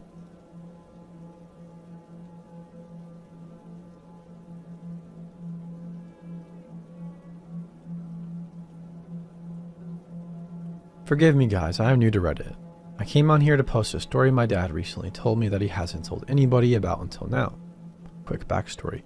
My dad is a retired park ranger, if that's what you call it. He worked for the National Park Service up until 3 years ago. His usual tasks involve taking people on tours along the Appalachian Trail, maintaining the forestry and the wildlife habitats that live there. So anyway, this story goes back to the summer of 2003 when my dad and a colleague, we shall call him John, were sent out to try and locate an adult elk. A male named Billy by the locals, who was usually very tame and was often found close to houses, but had not been seen for over a week. This was apparently very unusual for him, so my dad was dropped off along the trail, while John took the truck and drove further down approximately 5 miles in order to try and locate Billy. They had been searching all day for him, and this was the last stop for the day, and there were only a few hours of daylight left. So as the story goes, my dad had been walking along the trail for a little over an hour when he heard a disturbance in the distance off to his left. He could hear the snapping of tree branches, so he decided to follow where the noises were coming from, in the hopes that it could be Billy the elk. As he got closer, he said he began to smell a foul odor and instinctively knew that it was some sort of dead animal. He was right. Lying on the ground in a small opening of trees was the carcass of a large elk. He could see by the tag on one of the ears that it was Billy. However, he was immediately shocked by the condition the animal was in. Billy had been severely mutilated. His eyes and tongue had been gouged out, his throat torn out, and his stomach had been ripped open so that his intestines were protruding on the floor. He also noticed that little chunks of flesh had been bitten in from the torso, and the entire front right leg was missing. He reasoned that the animal had been attacked by either a black bear or coyotes, and nothing else would tackle a fully grown adult elk. However, this seemed strange because elk were usually too big for even apex predators to try to take down, but he thought that maybe a hungry pack of coyotes might, if they were starving. What disturbed him further was the way in which the animal had been mutilated after death. My dad made a point of saying he had never witnessed anything quite like it, and that it was very unusual for predators to mutilate a corpse in such a way. Feeling unnerved by this discovery, my dad radioed John and told him he had located the animal before giving him his approximate location. John had told him that he had wandered off the beaten track and that it would take him around an hour to get back to where the truck was parked and drive back to his location. So, my dad was told to wait where he was until John got to him. It was almost dark at this point, and my dad remembered beginning to feel very unsettled. He had a flashlight with him and bear spray, but noted that he still felt very vulnerable alone in the forest. After around 15 minutes or so, he heard the same noises as he heard earlier, much closer now that he was off the trail. He would hear footsteps and the occasional growl of something hidden within the thick bushes straight ahead of him. He said that every so often he could hear slow, heavy breathing and the snapping of branches as whatever it was paced the forest floor. He began to get the feeling that he was being watched and worried that the coyotes, or perhaps even a bear, were now stalking him. He said that every so often he would wave his flashlight in the direction of the disturbance and yell in order to try and scare off whatever it was that was watching him. However, the noises still persisted, and this seemed to aggravate the creature. Luckily, the animal never came any closer or revealed itself to him, simply pacing around in the darkness and letting out the occasional growl. Just over an hour later, the truck pulled up along the trail, and my dad could see, to his relief, that John was now following the flashlight to where my dad now stood. The arrival of another person must have spooked the harasser, as he noticed hearing the crunching of leaves now moving quickly away from them. He told him what had happened, and the man reasoned that it may have been a bear, and that they probably shouldn't hang around. Together they wrapped the corpse in a cloth and managed to haul it into the back of the truck. My dad said that just as they were getting ready to leave, curiosity came over him, and he decided to walk over to where the sounds had been coming from only moments before. John got out as well, and two of them scoured the area. Behind a fallen log, they found the half-chewed leg of the dead elk, along with a number of discarded candy and chocolate bar wrappers and a small length of rope. Further back into the tree line, they found a pair of nitrile gloves covered in blood and human shoe prints leading away from them. They also discovered the remnants of a small fire in a comic book. This had terrified my dad. The realization that it had been a person that had mutilated the elk that had been watching him from the bushes and growling, so much so that he and John had agreed to never mention the encounter to anyone. My dad has told me that not a day goes by that he doesn't think about what he saw that day, and he still struggles to comprehend what the person was doing out there in the wilderness in the middle of nowhere, how they managed to kill the elk, and what their intentions were towards my dad. We relocated from the area in 2005 and now reside near Richmond, Virginia. My dad hasn't been back since and has said that he will never walk the Appalachian Trail again. I can't blame him, to be honest. Anyways, thank you for listening to my story.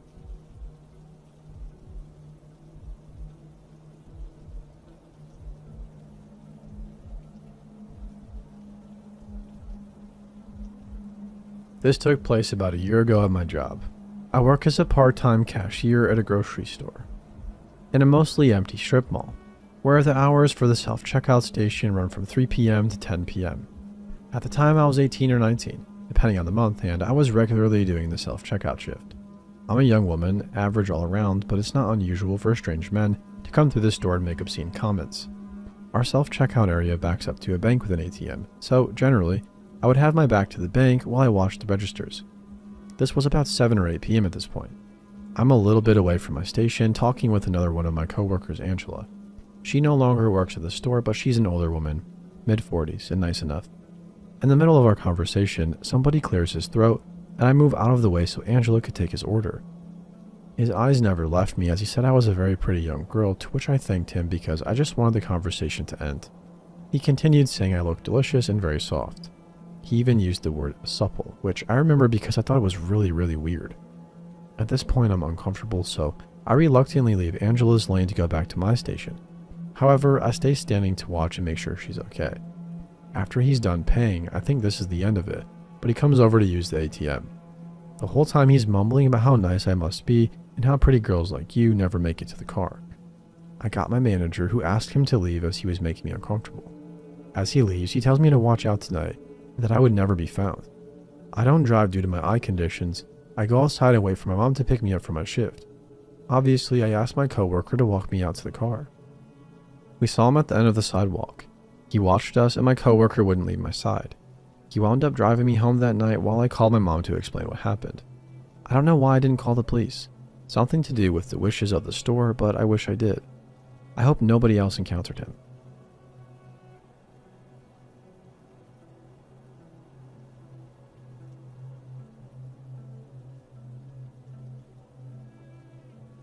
This happened the other day. In my spare time, I sometimes shop for Instacart. It's a cool way to get some extra cash, and I use it as a way to get my 9-month-old son out of the house when we've been cooped up for a while. One evening, I had an order for Target. We headed inside the store like usual and proceeded to start the batch. I'm about 4 items in the procedure section, and at this point 3 people have already made comments to me about how cute my son is.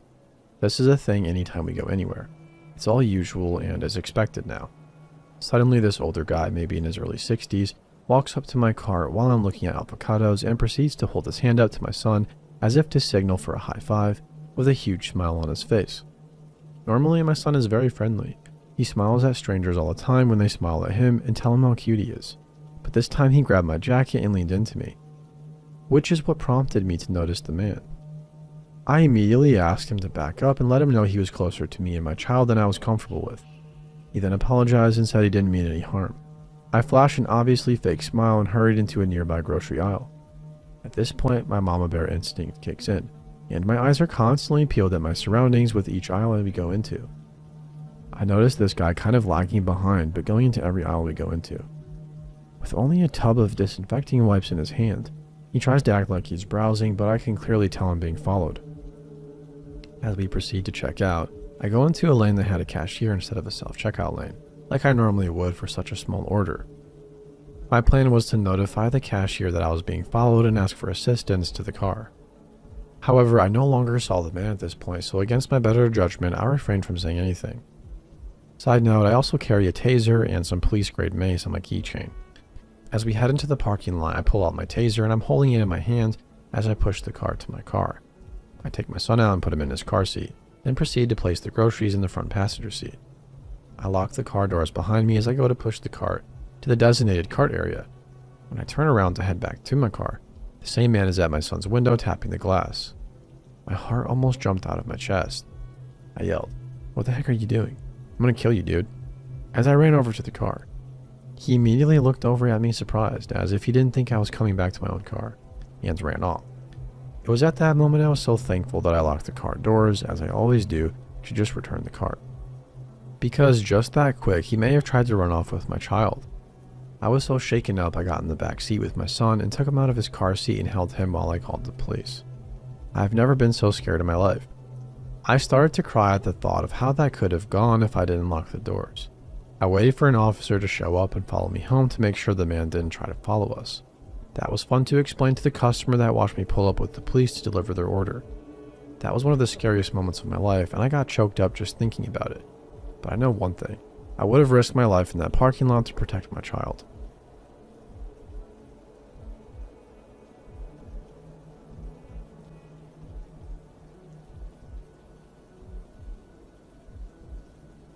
Hello.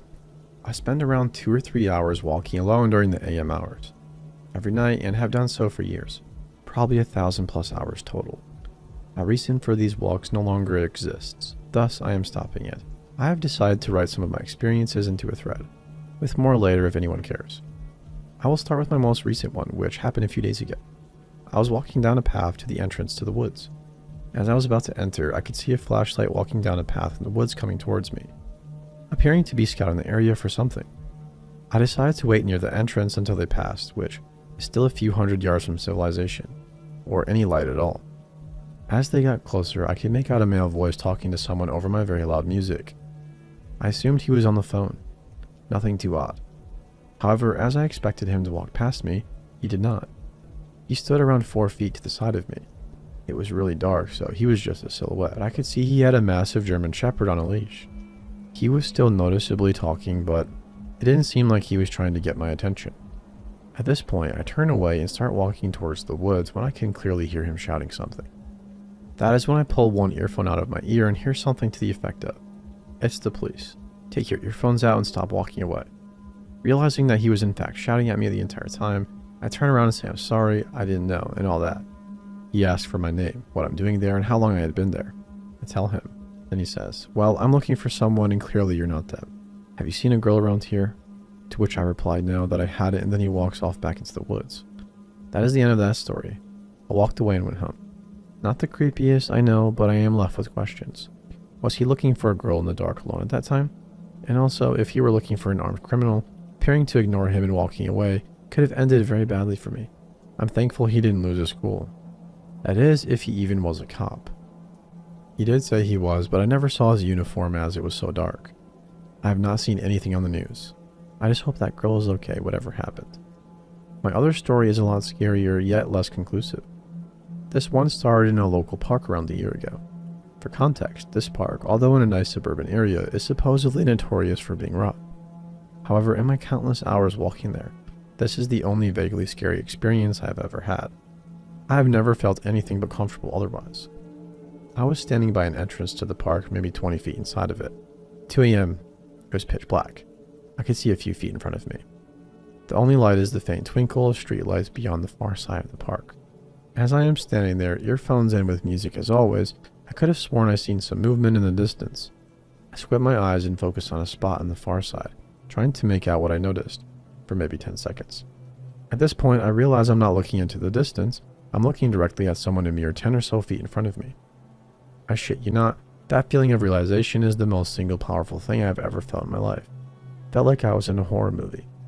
Heart racing, I turn around and book it to the entrance behind me and start walking down the street towards my home. I'm fairly shaken up, but there's nothing to indicate the guy had any sinister intentions or even knew I was there. Could have been doing the same thing as me. I'm now under the streetlights walking past some well-off houses which felt like safety to me. However, I then turned around and saw a hooded man, a stereotypical roadman as we would call them, emerge from the same entrance as me and turned in my direction. He was around the same distance I would have expected that he started leaving the same time as me, around 10 to 15 feet behind me. Again, nothing sinister, probably I thought. But just to be careful, I picked up the pace a bit. This street is around 200 feet before it merges with the main road. After around halfway, I turned around and saw this guy was directly behind me, 10 feet as he was earlier. I think to myself, wow, that's weird. I'm walking pretty fast and this guy has kept up. So now I start to walk as fast as I possibly can without breaking out into a run. I specifically remember going as fast as a walk would allow me to. I maintain this for another 100 odd feet until I get to the main road. Then I turn around and this guy is literally 5 feet behind me. He is closer than he was before I sped up rapidly. Borderline pants shitting moment. I full on ran all the way home, barefoot sliders by the way, without looking behind me until I got to my front door. That was that. Never saw him again. Could be a coincidence, sure. Maybe I happened upon a 2 a.m. power walker, but also maybe I almost got robbed. I don't know. If I had, it would have been in a different subreddit, lol. Thanks for reading or listening if you did.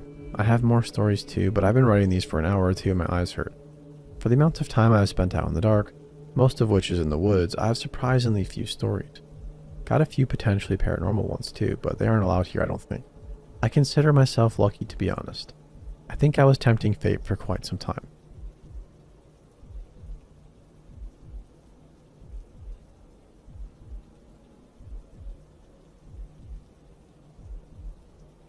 This happened only 3 weeks ago. I've thought about it often, and I know without a doubt, me and my patient were almost prey to a predator. I'm a counselor that works for my state. I work with people with substance abuse disorder, the mentally ill, and to a lesser degree, those with slight developmental delays. One aspect of my job with the developmentally delayed is similar to social worker. One thing I have to verify is that the participant is able to achieve their personal goals we set for that year. One of my patients wanted to learn to hike to strengthen herself. When I called to make my visit, she asked if she could show me that she could hike now. I wanted to say, I believe you, lol, but she was excited. I packed my hiking shoes and the next day I made the visit. Her and I are actually similar age, 40s. As we were walking the trail, we got to a point that was much more isolated. We were no longer walking the trail that loops around a neighborhood pond with many people, but we were on a trail that took us through the woods in a cotton field. Her and I were walking and talking when she suddenly stopped walking. I looked at her and just as she went to say, I have a bad feeling, I had an overwhelming feeling myself that somebody was watching us. Due to her development delays, I felt more concerned for her welfare than my own. It's hard to explain, but I didn't feel fear. I felt a feeling of protecting her. I looked behind us because I heard the sound of leaves crunching, and sure enough, a guy who looked to be in his 30s is suddenly coming out of the woods, and he's slowly creeping up towards us. There was nobody else around, so for this guy to magically come out of the woods and creeping up, I knew whatever he wanted was nefarious. I told her to continue walking, giving her a head start. I don't know why I even did this, but I just completely turned myself around, stopped, and I looked straight at him. I just stared. I didn't say anything, and he didn't say anything, but as soon as we locked eyes, it was as if he realized, now they know I'm back here, because he froze and stopped walking towards us. I kept staring at him, then I started to walk back towards my patient, so he understood my eyes were on him. Then as I walked backwards, I looked over to see my patient, looked back at him, and he disappeared as fast as he came, back into the woods. If he were just wanting to walk this nature trail, why did he stop as soon as I turned around and stared? Why wouldn't he just continue on his walking past us? This guy was clearly waiting and watching for a woman or women to go down the isolated trail. For him to come out of the woods when he did, it was clear to me that he was out hiding and stalking. I will forever be convinced that my patient's bad feeling and my feeling of being watched saved one or both of us from whatever that man had planned.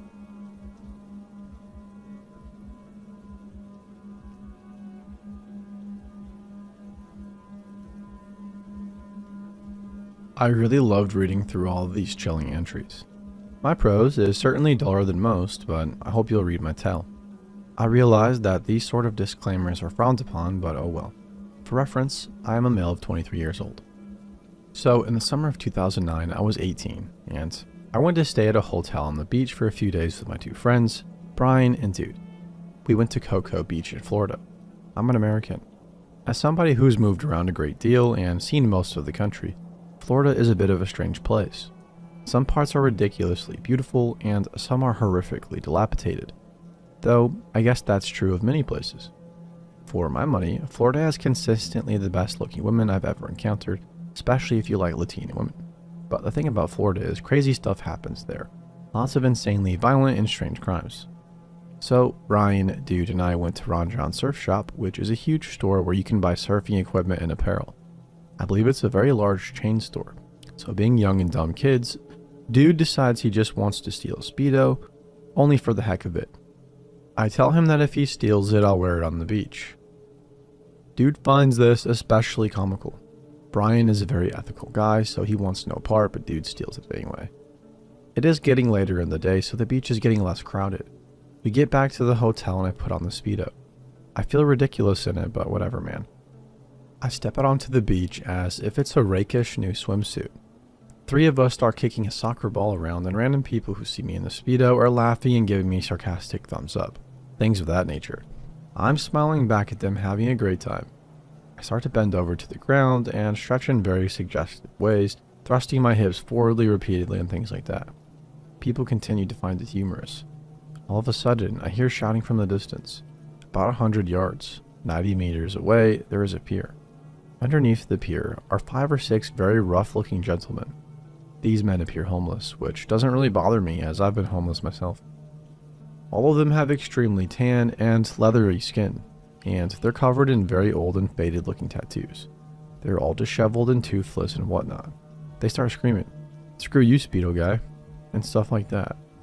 Again, it still wasn't really a big deal at this point, but now all the other people sort of clear out of the beach in fear of the men. After a while I look up and the group of men is jogging over towards us.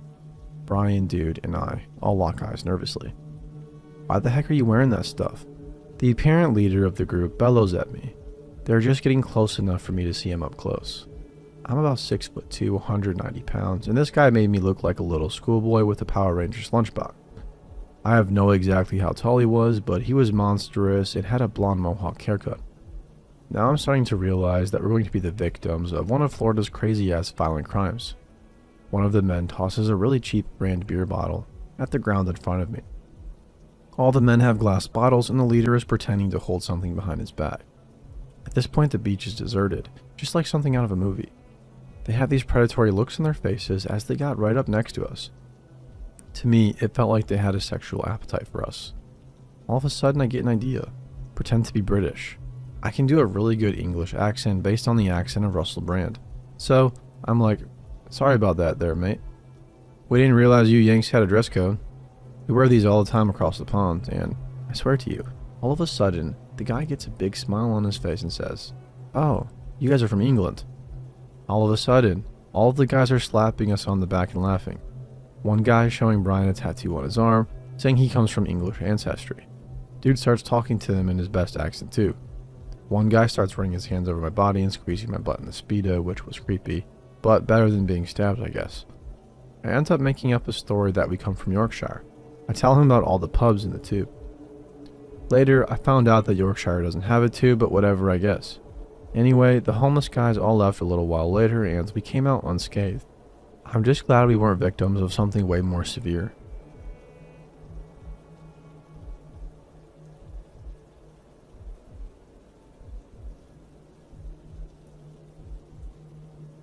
I was involved in 2 encounters that scared the life out of me. The first one is pretty short. In 2011, I had just graduated from university and fell into a light depression. Naturally, I would wake up later than the rest of the household, and given that my room was the loft conversion, which also was an ensuite, any morning noise did nothing to interfere with my sleep. One such morning around 10 a.m., I lightly awoke to some shuffling. I thought it was probably the birds perched on the roof and went back to sleep. However, 20 minutes or so later, some light noise disrupted my sleep again. When I looked in the direction of the noise, I saw 2 blurry faces in the distance, holding the bathroom door ajar. I realized they saw me too, and I couldn't do anything but freeze. Before I knew it, I heard shuffling followed by 2 bangs, which means they jumped on the extension in the garden. I remained frozen in bed like a popsicle until it all died down. 10 minutes later, I checked the ensuite and saw footprints all over the toilet seat, which is just below the windowsill. Bear in mind, the window is tiny and you really need to be a contortionist to fit in there, so how they got in there is a mystery to me. Since then, that window has remained closed. Story 2. Several years later, in 2017, I saw one of my neighbors walking her dog. I had never spoken to her before, so I expected an awkward salutation until we moved towards directions. But it came to pass that she was taking the same route that I was. We got to talking and she told me how much she loves art house movies. This delighted me because I never get to meet people like that in real life, so we exchanged numbers in order that we could recommend movies to each other. For a whole week we were texting about our favorite movies, scenes, and directors. Then one night she called me. I thought it was unusual since we are not cordial enough for a phone call. I answered, "Hello?" but heard nothing other than static. I repeated it a few times and heard nothing but some static and shuffling. After about 2 minutes, I put the phone down and thought she had pocket dialed me. Then she called me again, but this time she was whispering. I told her I couldn't hear a few times. This happened at least 4 times within 5 minutes. I really didn't think a whole lot of it. On the 5th try, I finally heard her, but it was not something anyone wants to hear. "There are people in my house. I am alone underneath the bed. Please call the police for me." I thought she was joking, but quickly realized we aren't that close for her to think that she can play such pranks on me. I told her to remain on the phone with my heart racing. I rushed to the window so I could see her house, diagonal to mine. To my shock, I saw 2 people on the bottom floor. She was breathing heavily over the phone. I asked her where her room was, and she said it was the one facing the street just above the front door. She reached for the tall curtains from underneath the bed and started lightly shaking them. I got her signal. She stayed on the phone. I immediately called the police and explained the situation. They said a few units were on their way post-haste. I knew the cops would take time. For the last few months, I have taken up a casual delivery role of Just Eat, which is a food delivery service like Uber Eats.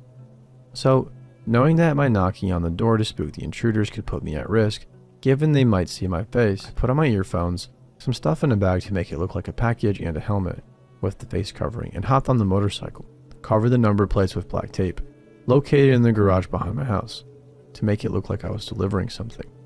I went all around the street and accelerated towards her property. In the meantime, I told my neighbor not to speak and that I will walk her through everything I am doing. "I'm going to ring the buzzer," I said to her. My heart was beating so fast, I felt faint when my hand touched the buzzer. I cannot describe how difficult it was for me to press it. It was as if I was lifting double my body weight. Now, I am thinking any real criminal would run away. Not these guys. I didn't hear anything, but I saw the torches being turned off. So I rang again. Nothing.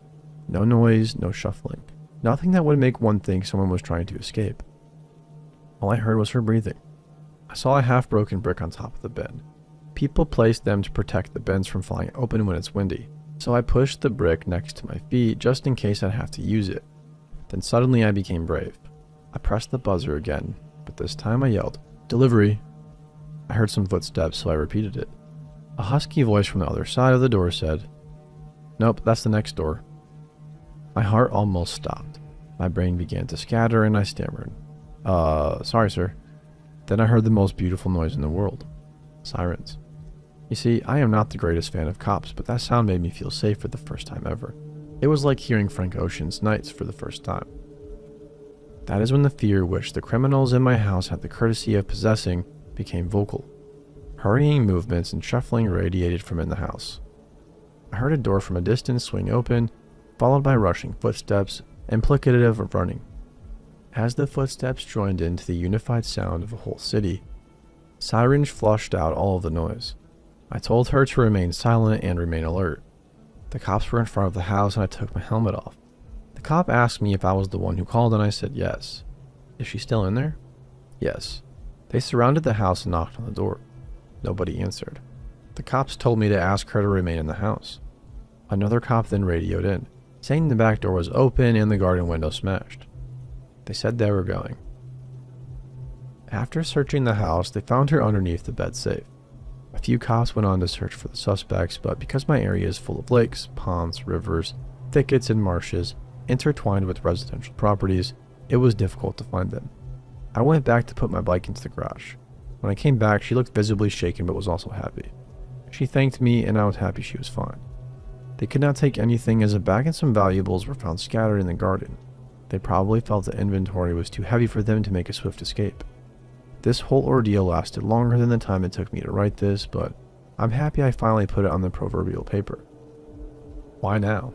I was reminded when 2 police officers knocked on my door to inform me that the suspects had finally been caught, and they had used the footprints from my bathroom and DNA from hers to identify them. The robbers were caught in the act and charged with the 2 previous attempts at break-ins, for the one at mine and hers. I guess the thieves were still laymen when they had attempted to break into my room and were easily irked, not so much for the second time around. Whatever they may feel now, let's not meet a third time.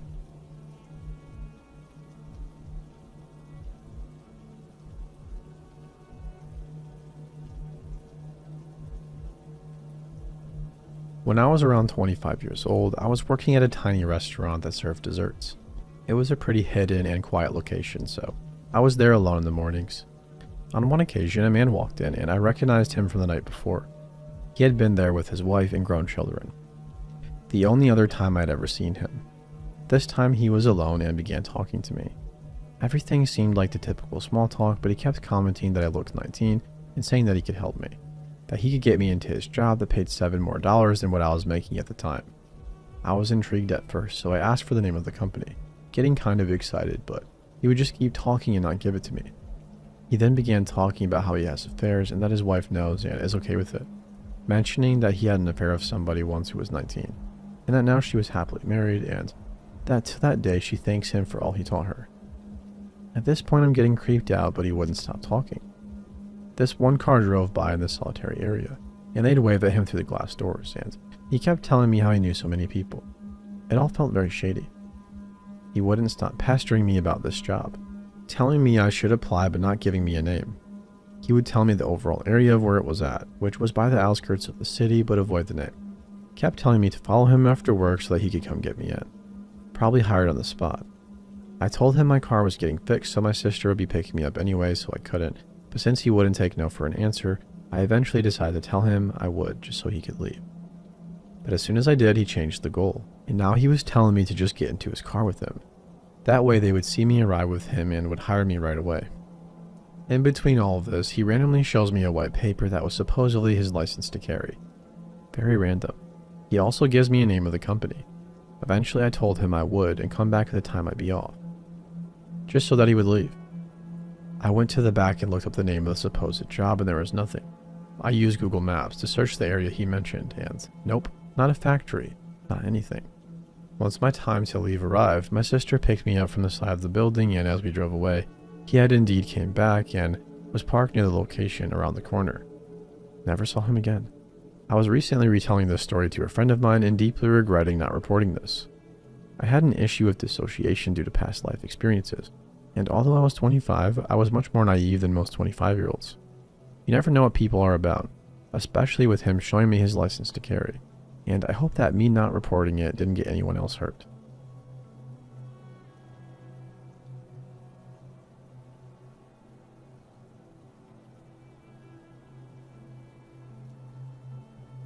I work late at a lab at the University of South Florida, as I like to do my work with nobody else around. My apartment is just a short way off campus, around a 10-minute drive and a 40-minute or so walk depending on what I took. While I do live in Tampa, it's far away from the cities. No 3-story buildings in sight, a few neighborhoods, ample amounts of trees and ponds, and a stone's throw from a rather sizable state park of 240 acres, which in turn is adjacent to a substantially larger wilderness area. What that means is a lot of wildlife. I regularly see deer grazing on a golf course nearby, growing alligators, roaming the ponds and small lakes. Turtles abound, plenty of vultures, storks and smaller birds, and much more. On my nightly walks or drives, I've often heard or even seen foxes, bobcats, coyotes, and even a black bear once. So you can imagine when I found out several cats and small dogs had gone missing, I naturally thought that if a predator was responsible, it would be one of the larger coyotes or bobcats, or maybe even a bear or gator. People, especially in gated communities, leave their pets out to roam about in the day or at night. Still, that did leave the question of how a predator could or would get over several fences and gates, some of which would be quite the hassle to climb, and there was no sign of being tunneled under. Why go for a pet inside a box that would be hard to get out of when fat ducks were extremely abundant? Well, I got my answer in a way I never expected. I was driving back from the lab late around 11 p.m. when I stopped as I could see an animal on the road. The figure was very tall but also thin, so I initially thought the pale color I saw to be viewing a deer from behind. However, I soon noticed the animal was actually pale all over its main body and had extremely thin dark legs. When it raised itself up somewhat, I realized I was looking at a great white heron from behind. Great white herons are a regional color morph of great blue herons, being nearly all white in coloration, including the trademark tassels coming off the brows of the birds, save for the top jaw and feet, which are both dark blue or black. The white form usually only appears in very southern Florida, but occasionally one will show up further north. They also tend to be on the larger end of the species size. I make no jest when I note how big this avian was. Standing up straight, some of the bigger great herons can look a grown man in the eye. Behind a nearly foot-long crazy-shaped beak, the heron was throwing its head up and down and was clearly doing something, but I couldn't be sure of what. It was standing in the road about 20 yards ahead of my car, and only reacted when I got closer. It swung its head around, and I'll never forget the sight right as I stopped 10 yards away. The heron was standing still, unflinching as its eyes brightly reflected in the headlights. The white feathers across the chest and part of the wing were stained a tarry red from coagulating blood, as it had half of a cat hanging out of its mouth. Herons can gulp down surprisingly large prey, such as big fish, muskrats, bullfrogs, and even young alligators. But it's one thing to see them swallow a wild creature whole and still, frame or in pixels on a video. It's a whole different ordeal to see one doing it in the flesh after killing its very prey by impaling it on the beak. When I compared their beak earlier, I meant it. They can impale that thing through the armored scales of garfish. Herons have been known to kill eagles by ramming their beaks through the latter's chest. This poor cat never stood a chance. The heron didn't at all seem fazed by my arrival. Instead, it flicked the dead cat back and forth, some to position at its mouth, before tilting its head up. You know that shot from Jurassic Park with the Tyrannosaurus swallowing a goat? Same sort of visual at first, only with another disgusting detail. When the heron started swallowing, its thin neck bulged outwards to accommodate the food. It kept its eyes pointed straight at me as the big wad of slain feline slowly worked down its throat to the crop, sometimes a limb visibly impressing outwards from the stretched skin. All the while the heron let out raspy breaths, while standing tall, still spattered in gore from pecking the poor pet to death. And after it finally swallowed its prey, the heron paced closer in to the side of the road. It actually got next to the car at one point and was close enough I could confirm its height at about 5 feet or more because the top of its back was level with my side mirror. It was at that point I realized I had the windows partially rolled down and was smelling the sanguine musk of death. The damn bird was level with my window, looking right at me and leaning closer. Needless to say, that snapped me out of my stupor. I blared the horn to make it back off. On the menu or not, I didn't at all like how it was looking at me.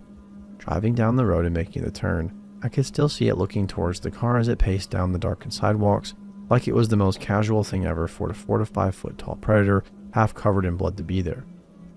Obviously, I was in no direct danger myself, being in the car and decidedly not on the menu, but I didn't at all like the way it looked at me.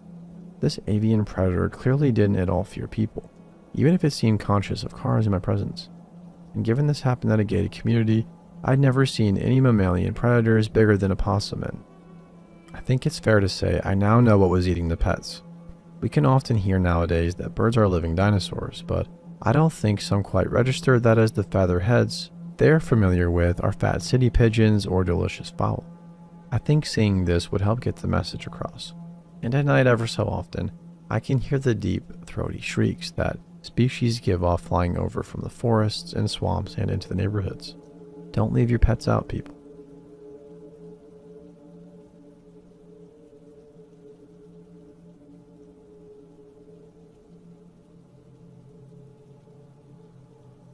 I moved out of state to a very small town. On the first day of moving in, a neighbor walking his dog greets me and introduces himself to me.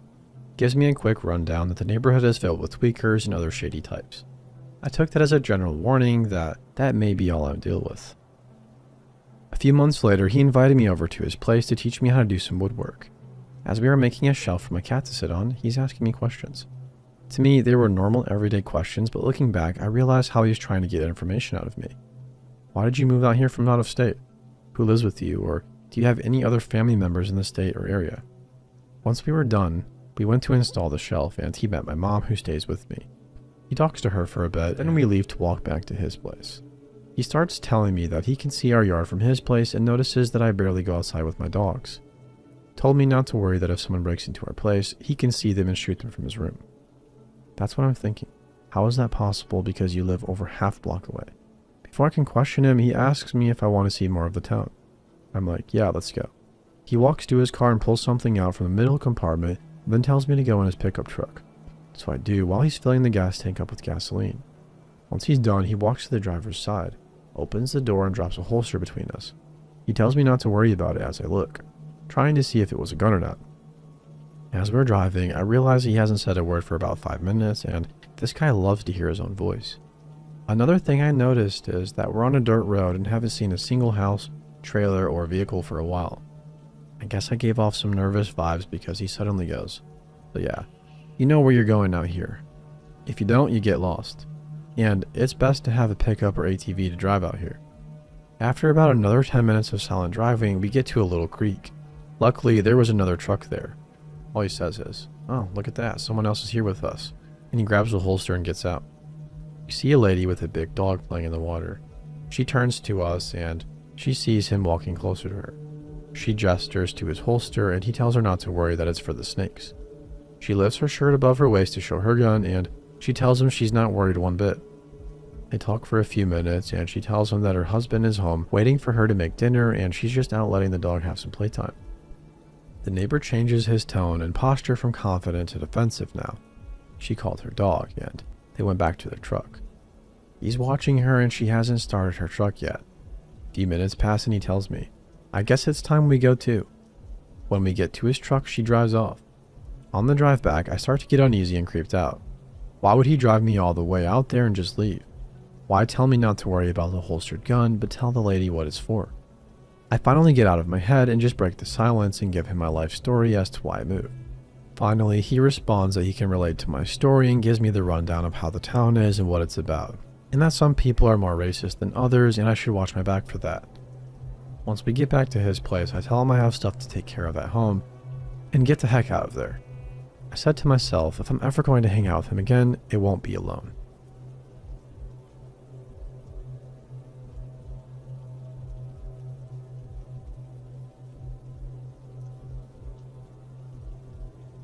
This happened a few years ago.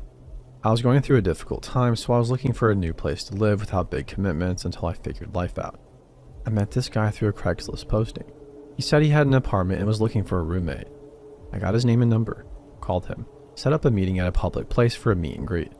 Everything went seemingly fine and he agreed to show me the place. He seemed super nice and helpful. He was easy to get along with, was neat and low maintenance. It didn't bother me that he was a guy. We agreed on no drugs, no parties, and no craziness terms. We agreed on monthly payments and I moved in a few weeks later. So it was after 2 weeks. One day he comes in early from work and has this very upset voice and claims that we need to talk. He says that I've been acting inappropriately by having my boyfriend stop by on occasion, not even to stay or spend the night or anything like that, to see me for like 10 minutes every now and then. I began questioning him, and he just said that he made him feel uncomfortable because everyone at the apartment complex thought I was his romantic partner. I was so furious and couldn't believe this. It then escalated to a point that he said the entire time he had known me, which is for like 2 weeks of very minimal interaction, plus the fact that I work night shifts, so he was by himself most of the time when he was home. He was convinced that, "I believe you are possessed. I can see it in your eyes." I knew at this point that shit had totally hit the fan and that I needed to get as far away from this weirdo as I could. He acted all calm, saying that I could take my time looking for a new place and that our arrangement would not work. So I told my boyfriend what happened, found an apartment I could move into, and had planned to do it the very next day. I told the insane roommate. The next day my moving out comes, and I walk into the apartment to get my stuff. There is this wooden cross above my room's door frame with Jesus on it, which was pretty offensive to me since I am a Christian and this lunatic had decided that I'm possessed. I walk into my room and there are these creepy candles all lit. I packed up all my belongings and left. He sent a message to me later with, of course, something that had to do with God and how he was hoping I would face my sins in darkness. I blocked this creep's number after that. I do trust people a lot less and would never have a roommate now. And this was the very first time ever in my life that I had one. Yeah, for 2 weeks.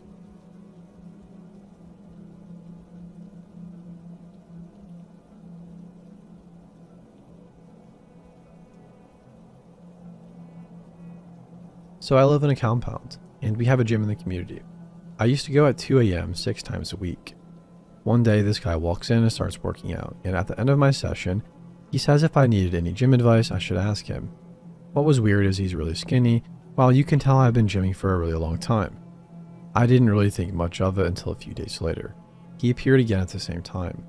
For a whole year, I've never seen him come at this time. And he started talking to me during my workout, and we exchanged Instagram accounts. I didn't think much of it. Maybe he recently moved into this compound and wants to meet people. Same day he messaged me saying, "I see some good chest progress," to which I replied, "Thank you, I appreciate it," and also didn't think much of it. For the next 3 weeks, he would try to initiate outings and gymming together, which I wasn't interested in, so I avoided him and changed my gym time because I changed my sleep schedule. Coincidental. So once I went to the gym at 9 p.m., he was already there, and I was kind of forced to have a conversation with him afterwards for like 10 minutes, and he said, "Let's go for coffee," which I declined, saying my friends are waiting for me online, and I could see a disappointed look on his face. A few days later, he was driving into the compound and saw me walking back home, so he honks the car and initiates another conversation right outside my house. He talked about his uni work and how busy he is as I cut the conversation, saying it was too humid, so I'm going inside. The next day, he walked into the gym a few seconds after I did, and we were chatting about random stuff. One of them being how I was buying these LED lights on Amazon, and slowly, he started talking about praying and religion and what I think about it and whether I pray or not. I said I do have a relationship with God and I pray in my own way, and he kept repeating some of my sentences, sighing right after. It was very weird, so I put my earphones on and said I'll listen to music, and I could tell he was doing random workouts as if to wait for me to be done. He catches up to me as I'm leaving and starts talking about the car parked outside my house and how I should see his car one day, which I agreed to. Literally right the next day, he called me 3 times, which I didn't pick up until the next day. When he called me and I picked up in case I saw him in the gym, I was preparing to go. I told him I was busy the day before and he said it's okay. I just wanted to tell you I left you some LED lights on your car. I couldn't relax until I made sure I gave them to you, to which I replied, "You don't have to, I don't want them," as he kept insisting and saying it was nothing. Everything that has happened before this moment seemed weird but not creepy. During the phone call, I felt so uneasy that I almost just hung up and blocked his phone number, as he was becoming really obsessive. He said, "What are you up to?" To which I replied, "Not much, might go to the gym later, but I was planning to go now. I just didn't want him to follow." And he replied, "Oh cool, I'm doing some studying and researching some stuff." So I said, "Alright man, enjoy," and hung up. I went around my whole house making sure all the doors and windows were completely shut and locked and headed to the gym, and bam, he was there. We said hi to each other and I put my earphones on and completely avoided him until I finished. He followed and said, "Hey, you want to see my car now?" Which I said sure. I know I shouldn't have, but I did. The whole building is covered with 24/7 surveillance, so I went and saw his car on the basement floor. And as we got to it, he looked back at a guy that had just arrived there with his bothered look. So he looked back at me and said, "Well, this is my car." I said, "Oh, cool." As I started stepping away, he started talking about his bike and how he wrecked it. It was next to the car, as if to get me back closer to the car. So I said, "All right, well, I'll see you." Just as he said, "Wait, let me walk you home," which I refused as he gave me another weird look. I forgot to mention that this guy's presence on Instagram is super weird. He just posts about cars and selfies from up to 1 year ago. Nothing about him before then, no name, no age. He told me he's 18. I'm 22. I have no idea how to act. Do I block this person and tell him I don't want to communicate with him? Do I stay in contact with him to make sure they don't pull some weird stuff since they know where I live? Do I call the authorities? I'm sitting at home feeling like I'm being watched. Any advice?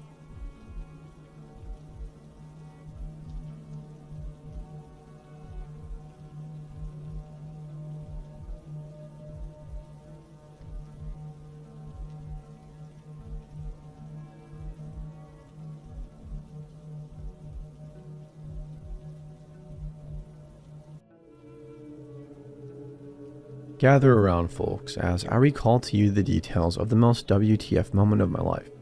I'm typing this up on my phone, so I apologize in advance if I make any grammatical errors or the format isn't quite perfect. Now on with the show we go. This takes place sometime around the summer of September 2010. I, 25 female, was about 14 or 15 years old at the time. My family wasn't super financially well off, but my dad managed to pull together a family camping trip to Savannah, Georgia. Though Savannah wasn't home to the most beautiful of beaches, it was a beach that held a lot of sentimental value. I remember camping on Tybee Island many times as a kid. I was over the moon excited to be going back for the first time since I was a much smaller kid, and this time I was getting to bring my best friend. The weekend had never looked more enticing. The trip started off normal. We got to the campsite and my dad started to set up his tent. My oldest brother and his girlfriend were just hanging out. My older brother busy exploring the site, and my friends and I are hanging out on the picnic table, near the rather small tent. After everything was set up, we were all just hanging out, relaxing as it was already getting late by this time. Might be worth mentioning that I come from a 420 friendly household, so please refrain from judgment. Anyways, we were just chilling and smoking a little joint when our camp neighbor pops out from his tent. He must have smelled our ganja, so he came over and introduced himself. We'll call him Dan. He's in his mid-50s, around 6 foot. Give or take an inch or two. About ear length, wavy, Gracie looking gray hair. Kinda made my skin crawl a little bit, but So Dan comes up and introduces himself and asks to smoke with us. My friends and I didn't partake in the group chat as we just didn't really give a crap, like most teen girls wouldn't, so we just conversed amongst ourselves close by so we could still smoke, but far enough away that we wouldn't have to engage in conversation with Dan. I wasn't too worried as I had my 2 older brothers and my dad there to protect us, and the one thing about the middle oldest brother is that he was a wild little shit who would probably kill the guy if he tried anything funny. But regardless, I was still aware of how much Buddy gave me the heebie-jeebies. However, he didn't try anything, so that was cool. Just played guitar with my dad and oldest brother until we all decided to crash. That night, my friends and I decided to sleep on the picnic table. The tent with my dad felt too small, and we felt too cool to share one with him. One of my brothers was already sleeping in the car, and my eldest brother took off with his girlfriend to go sleep on the beach. So we decided, screw it. Let's sleep on the table. Bad idea. We spent the whole night getting eaten by mosquitoes and feeling like we were being watched. It was terrible. 10 out of 10 would not recommend. We slept in the car the rest of the trip. The next morning, Dan popped up on us again as we were smoking a morning bowl while readying ourselves to go get breakfast. My dad, being the total gent that he is, invites Dan to come along. At this point, he seemed normal enough. Stinky, but nice enough. Never said anything weird to me or my friend, but I could just feel something off about him. But again, I felt safe with my brothers and my dad. I felt like just the appearance of my dad would be enough to make him steer clear of us.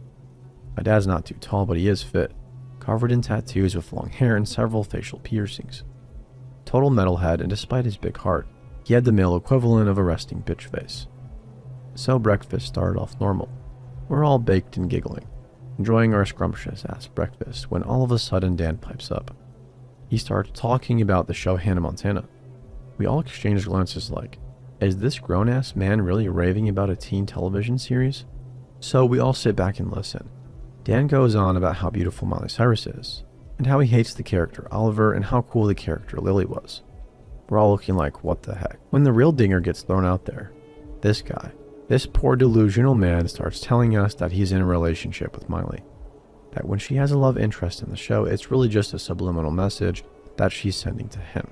That her lyrics and her music are for him. We obviously didn't question it because we're all pretty clear that this guy's off his rocker, so what would be the point? We all just kind of nod our heads and hurry up on finishing our breakfast. Nobody even had to say what we were all thinking, so we just tried to kind of shrug him off if he ever approached us again. We all kind of caught on to how weird he was, and everybody just kind of steered clear of him from then on. Later that day, after we digested our food a bit and relaxed, we smoke again. All that good stuff. We all decided to hit the beach. The part we went to was near a pier and a bunch of shops, so my friends and I decided to wander around and get a little time away from all of the testosterone. We roam the shops a little bit and pick out some cute necklaces and the works, then decide to head over onto the pier. Now the entrance of the pier has this little gazebo type stuff with tables and drink machines. So my friends and I decided we were going to plant our little tired asses there and cool off for a bit. We're chilling there, talking about normal teen crap when I spot Dan sitting just a couple tables behind ours. My friend was sitting with her back towards Dan's direction, so I quietly let her know that Dan was there watching us and we should skedaddle. So we get up and start heading towards the beach. We get off the pier and make it to the beach and think we're in the clear. We hadn't seen him get up after us, but of course we were wrong. Not long after entering the beach part of the area, we peep that he's walking behind us. Not too close, but close enough that it's blatantly obvious that he is indeed following us. So we silently came up with a plan in case he got a hold of us. We agreed that we would jump him if he tried anything. We were two small teen girls, but my friend was a crazy little Gemini who had also been attending kickboxing classes regularly for years. This girl could roundhouse kick the crap out of him, and he 100% wouldn't expect it. So she made me feel brave and unafraid. The best kind of friend to have in a situation like this. However, as unafraid as I may have been, I still knew our best shot would be finding either one of my brothers or my dad. Fortunately for us, we saw my brother and his girlfriend relaxing on the beach, not too far ahead. So we hurried up to them, and Dan veered off somewhere else. Once we were sure he was gone, we started telling my brother about Dan following us. He was clearly bothered, but just told us to stay near and keep an eye out. Let him know if he says anything weird, and that was that. No idea if he wanted to snatch us up or simply just follow us around. I don't recall seeing Dan again that night or on our last day there. His gear was gone by morning, and we all breathed a sigh of relief because let's be real. However sad it may be that he was so very clearly mentally ill, Dan was weird, and we were all pretty stoked to spend our last day without him. Our last day was great. We all had a blast, and Dan never came back. So we packed up and waved goodbye to Savannah as we all laughed and discussed all the crazy stuff Dan had said on that trip. But we could all agree that this seemingly super nice and normal middle-aged man had given us a trip to remember. But wait, there's more. So after about a week or so of being home, my dad was watching the news when guess who pops up on the screen? You guessed it. Headlined, Miley Cyrus stalker arrested in Savannah, Georgia after trying to gain access to studio. Or something crazy along those lines, but it was 100% him, no mistaking. As they said his name and listed our vacation weekend in Savannah as the time and place of his arrest. And of course the picture solidified any prior doubts. It was him. So during that weekend when he wasn't with us, he was actively stalking Miley Cyrus and was arrested for trying to get into the studio or wherever that she was filming at. And that's why he wasn't there that last day. So we decided, screw it, let's Google this guy. Turns out that wasn't the first time he had been arrested for stalking her. Dan had been arrested in a couple of different states as he had been following her around the country. He genuinely believed they were in love. We found a video of him on YouTube being interviewed by some news dude. Different incident than the Savannah arrest. Dan was talking about how he was there to see Miley and that he was going to ask her to marry him. He looked so jittery and excited, like somebody who was truly excited to propose to the love of their life would be. I think that's part of what weirded me out the most.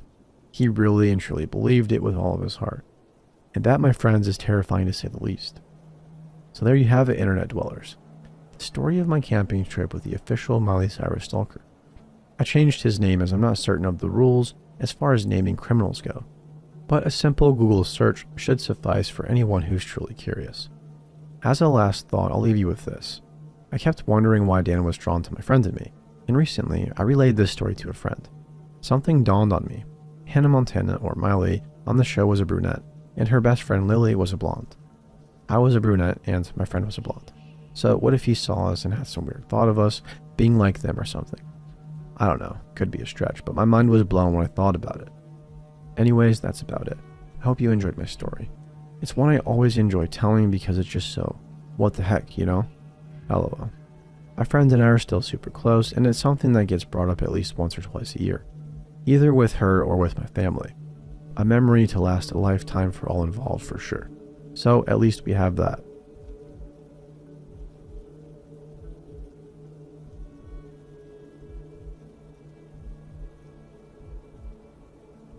I live in an apartment complex in a quiet neighborhood with my girlfriend and our dogs. A neighbor will get the occasional domestic disturbance call for an argument or loud party, but never anything particularly crazy. About a year ago, I was taking my lab outside early in the morning when we were approached by a dirty-looking guy who got out of a rundown pickup truck with no license plates. My dog is 12 and has always been the sweetest toward other humans, but for some reason she went absolutely nuts at the mere sight of this guy. Something definitely felt off and the hair on the back of my neck stood up. At about the same time, my dog showed her hackles. He waved to me and asked if I knew what apartment the girl who drives the white Equinox lives in because he gave her a ride home last night. Needless to say, there were some red flags here. Number 1, why are you pointing to her car that's in the parking lot if you took her home? Number 2, even if I knew you, I'm not telling you. If you took her home and she wouldn't even let you in or tell you where she lived, that tells me all I need to know. I told him I don't know and I'm sorry I can't help him. My dog still hadn't stopped barking. Apparently that answer wasn't good enough, as he followed me into my building and said, "Come on, buddy, I just need to ask her something." I reiterated that I don't know her and I couldn't help him. Still not good enough. He began following me up the stairs, repeating himself about the girl who drove the Equinox. At this point, it's taking everything I have to keep my dog from ripping his face off. I finally managed to pick her up and walk up the stairs. As I got on my floor and was opening the door to my apartment, he came through the door that separates us from the stairs and began asking in a more aggressive tone.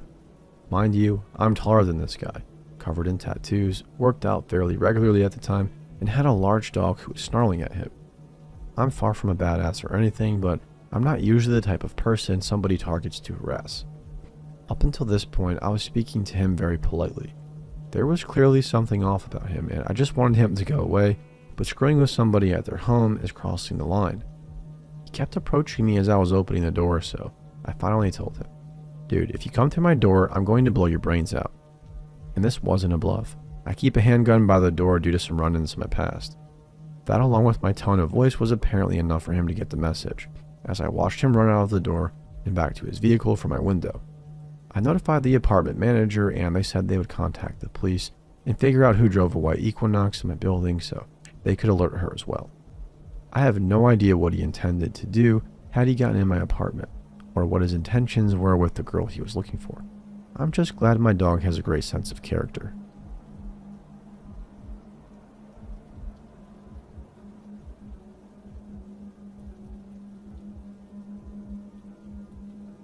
This happened a couple of years ago, but I'm going to tell the experience in present tense as I feel that will make it easier to follow and to write in general. In case you're wondering what we look like, I'm at the time a 17-year-old 100-pound red-headed chick who's the furthest thing from intimidating that you'll ever see. My boyfriend Ian is a 22 super skinny white dude with shaggy hair and a bunch of tattoos. He's the second least intimidating person you'll ever see. Ian and I have a picnic every Thursday evening. The location usually varies, but we usually end up at our favorite spot, which we refer to as the best spot. Now, the reason it's called this is because we live in the dirtiest dregs of the most ghetto part of town, but amidst the abandoned buildings and blankets of graffiti lies a historical house surrounded by towering weeping willows and shrouded with vines. Across from the mansion is a beautifully secluded field with gardens and the greenest grass you've ever seen. It even has solar garden lights so that the whole place is dimly lit at night. Because of the giant trees and the fact that most of the street is abandoned, there's never really anyone there. It quickly became our favorite place to go. So we are having our picnic and we're smoking a blunt in a tree when we notice a passerby. Rare. It piques our curiosity, but we don't think much about it and go back to minding our own business and getting high and pretending like nothing bad could ever happen to us because, we're teenagers. This stranger appears to be in his late 20s, kind of short but really burly. He's wearing a gray hoodie and some baggy pants. He has a face tattoo. I don't know how relevant that is, but maybe it will help you paint a picture of him in your head. We see him a few more times as he nervously paces up and down the street, but once again we're in the ghetto. Our neighbors sell meth. A homeless guy lived with us for 6 months. We just assumed he's a tweaker or a drug dealer, or maybe just a lost soul, and go about our picnic without giving it a second thought. The sun begins to set and we decide to head home before it gets dark.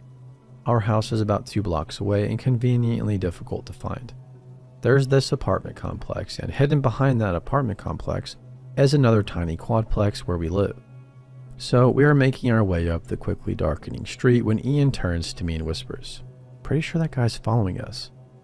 I turn around to see the same guy who's been lurking a good distance behind us, maybe 4 or 5 intersections back. I, being the oblivious person I am, chalk it up to the weed just making Ian paranoid and kind of brush off his accusation and continue on with whatever dumb thing I'm babbling on about. A few seconds go by and he interrupts me again, this time with a deeper tone in his voice. "No, I'm telling you, he's following us." This startles me. For one, Ian isn't the type to ever be afraid of anything, and for two, I've never heard this tone of voice from him before. Well, how do you know he's not just walking in the same direction as us? So Ian tells me, "Turn around and look at him. Notice where he is, then turn back around and act as though nothing's wrong." I turn to look at him. He's a bit closer now, but nothing too out of the ordinary, I guess. A couple seconds go by, maybe like 10, and when Ian says, "Okay, now look again." This time I turn back to the man, and he is significantly closer. Every time we turn around, he starts running towards us, but when we turn back to look at him, he pretends to be casually walking again. At this point, he's only about 20 feet behind us, and we're stuck in that fight or flight moment where we only have a few seconds to determine the next step. We cross the street as a final requisite. The man crosses too. Me. So what do we do? Ian says, "Run." And then he bolts away, leaving me in the dust. Now let me tell you something about Ian. He was a track star in high school. In the 3 seconds it takes me to comprehend what was happening, he's already halfway up the street and around the corner. It's like that scene from every zombie movie where some jerk trips his friend and leaves him to be eaten alive while he escapes through a conveniently placed door. The thing about me is I'm a terrible runner. It's one of my biggest weaknesses, actually. I take off running and at some point glance back just to see if the guy is chasing me, which he is, and he's right on my tail. The worst part about all of this is that I don't have a wallet or anything of value, so even if his intention is just to rob me, there is no way this is going to end well. There's no one around. Absolutely nobody. I make it around the corner towards the apartment complex and am luckily much more familiar with the area than this guy is. I plummet into the apartment gates and zigzag through some of the tiny buildings, run through a clearing and past the first quadruplex, which is identical to mine, circle around and then haul ass to my front door. I've been running so fast that by now I have no idea if this guy is still behind me or how close behind me.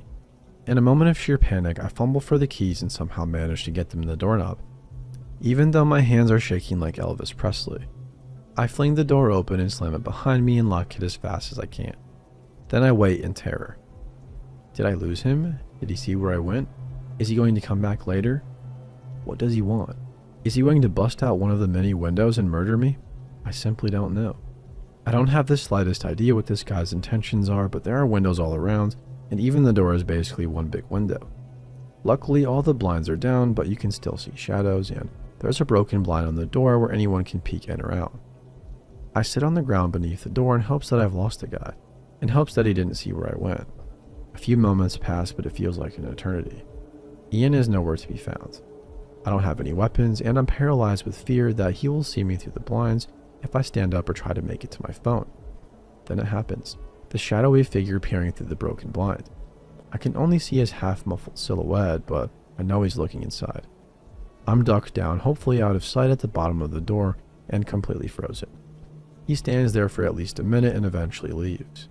To this day, I don't know if he saw me enter the house or if I got lucky enough with the whole zigzag routine to make it inside just in time for him to not be sure which door I went into. I don't know what he wanted or why he was chasing us. I also don't know why he didn't just attack us in the field when there was nobody around and we were in such a secluded location. Anyway, the moral of the story is, screw Ian.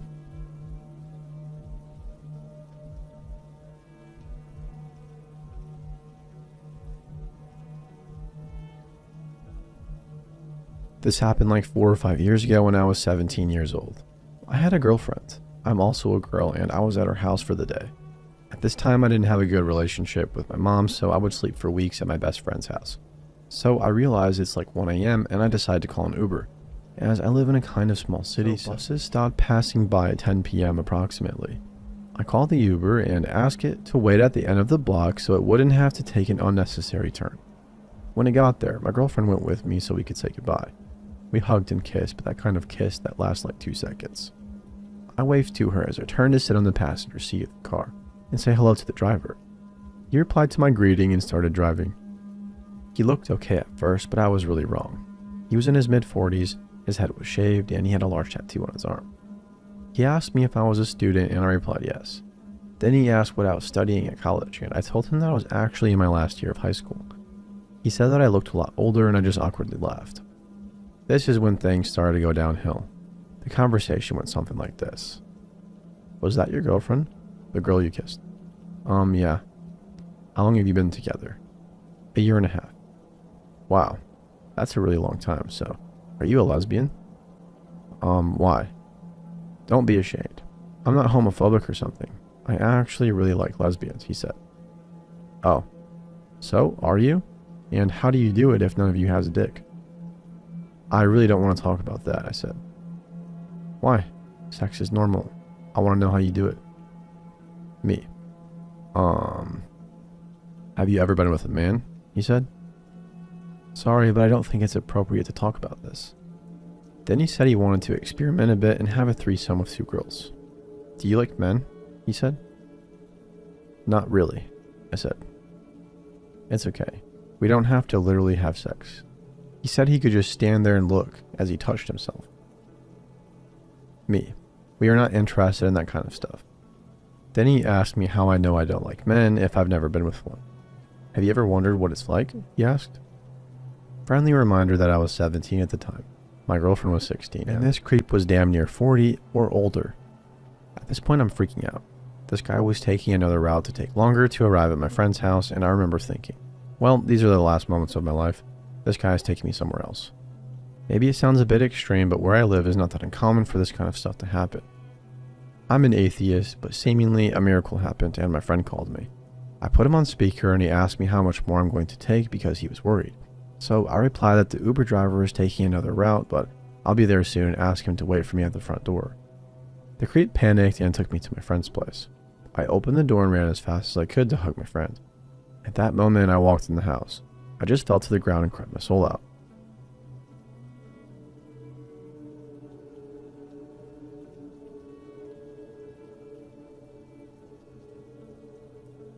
I'm a guy, and this happened to me in 2012 when I was 25. I was pretty oblivious to a lot of things in life and always had the tendency to give people the benefit of the doubt, although much less so now. I was having trouble finding direction after university, jumping from job to job, getting more and more discontent with how my life was going. I came across a post on a popular social media site that was advertising that they were looking for young people to do seasonal work in the US. I thought I had nothing to lose. The money to be made sounded promising, and it would be an opportunity to have an adventure. I contacted them, got the process going, but still was unsure of really going. My current boss was a real self-centered prick. One morning soon after, we had a particularly bad falling out, which resulted in me calling him a lot of 4-letter expletives and walking off the job while literally tearing my uniform shirt off and throwing it on the floor. That was the sign I needed to jump at the opportunity to go on the trip. I got a job offer from a farmer in rural central/northern Idaho within the week, and about 3 weeks later, I was on the plane to Salt Lake City, and then onto a 7+ hour bus trip to the farm. After a few hiccups, a delayed flight, and a bit of stress, I got there. The 8 months went by flawlessly, and I had an amazing time. Great employer, making a lot of friends, and seeing so many awesome sights. This event started folding out about 2 weeks before I was due to return to my home country, in late November. Temperatures were below freezing already most days, and snow was sticking. I got home on a Friday evening about midnight after watching movies at a friend's place.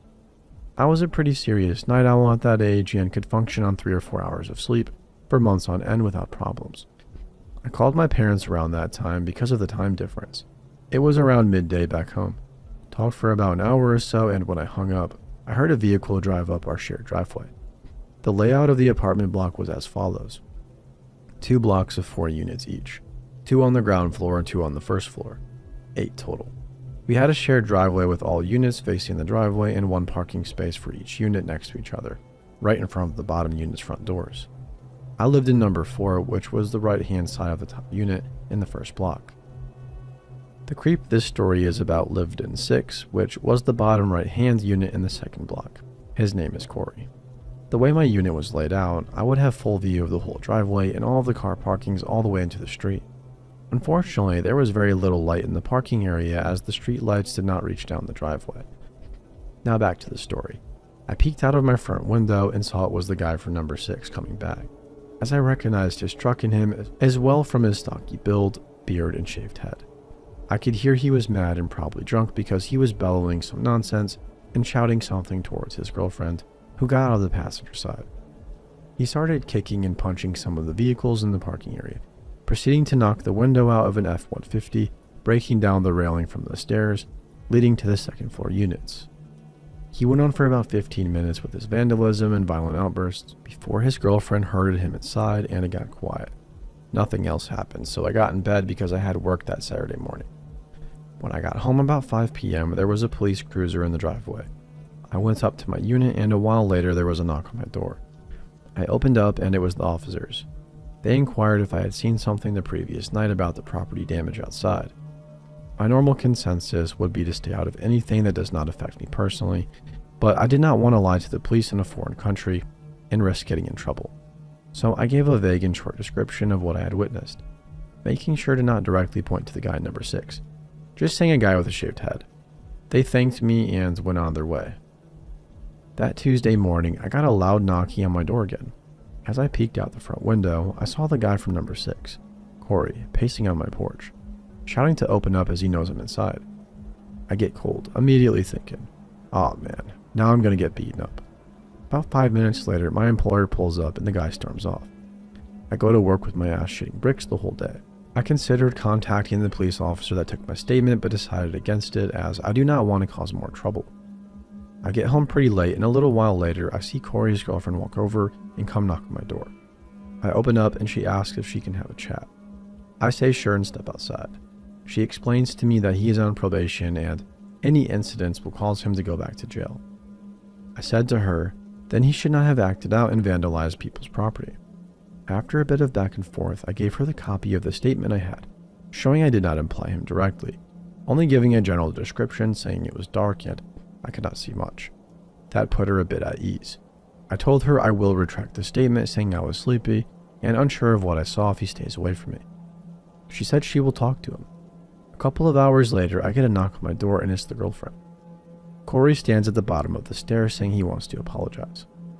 I go outside seeing my neighbor on his porch. I feel pretty apprehensive as it's the first time I lay eyes on the guy. He is pretty big, about 6 foot, 250-pound bodybuilder type with swastika tattoos on the visible parts of his arms. I shake his hand and we have a lighthearted conversation on my porch, and he apologizes, offers me his cell number and takes mine, saying if I ever want to hang out, I should text him. I thank him and they walk off. I make a decision to never contact him as I don't like associating with extremists. On Friday, I only work half a day, and as I got back to my apartment, just as Corey and his girlfriend drive in, we greet and they invite me to go out with them for dinner. I decline, but they insist. I eventually agree. They say we can all drive together. We meet up at 3 and it's only him. He says his girlfriend doesn't feel well. I get in his truck and we drive down to a local Mexican restaurant. Initially, we have a good conversation, but it starts to die down. We finish eating, pay and walk out. I wanted to walk the almost mile home, but he insisted I get in the truck with him as we are both going the same way. I feel uneasy but get in. We drive out of the parking, but he turns the opposite way of going home. I ask him where we are going. He says he wants to show me something, and he says where they always went snowboarding when they were in school. All in this monotone voice without making eye contact. At that moment, I went from being uneasy to being scared. I'm not a small guy or anything at 6'2" and about 220 pounds, but I physically have no chance against him. We drive out of town and towards the mountains. He turns off the asphalt onto a gravel road leading up into the mountains. I get more freaked out. After about 30 to 40 minutes of driving, he stops in the middle of the road. It's starting to get dark out and I have not had cell service for the past 20 minutes. He gets out and takes out a hunting rifle from behind his seat. He talks for the first time since we left the diner, except for answering my question about where we are going. He says, in that same monotone voice without making eye contact, "Now we go hunting." I'm shitting bricks at that point, saying I'll wait for him in the truck. He looks at me and for the first time I see his eyes. Dark, dilated, and I can see the hate in them. He barks, "Get out." I get out slowly, my phone in hands, looking for nearby trees that I can run into or anything I can use for cover, as I am sure that I am the one that is going to be hunted. As I start walking around the truck, my phone rings. It rips me out of my daze. I was like, how the heck do I have cell reception here? I look at the screen and see it's one of my friends calling. I answer and her voice is the most beautiful sound I have ever heard.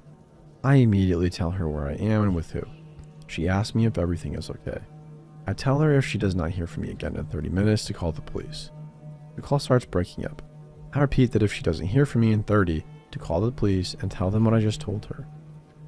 The call cuts out and I look at Corey. His eyes are shooting daggers at me, red in the face, and he looks like he is about to burst an artery in his head. So mad. I tell him to take me home, turn around, and get back in his truck. He puts the rifle away, gets in, and drives like a madman back the way we came. The whole ride back, he does not say a word or make any eye contact. We get back to the apartment complex where we live, and he stops in the street, but does not turn into the driveway.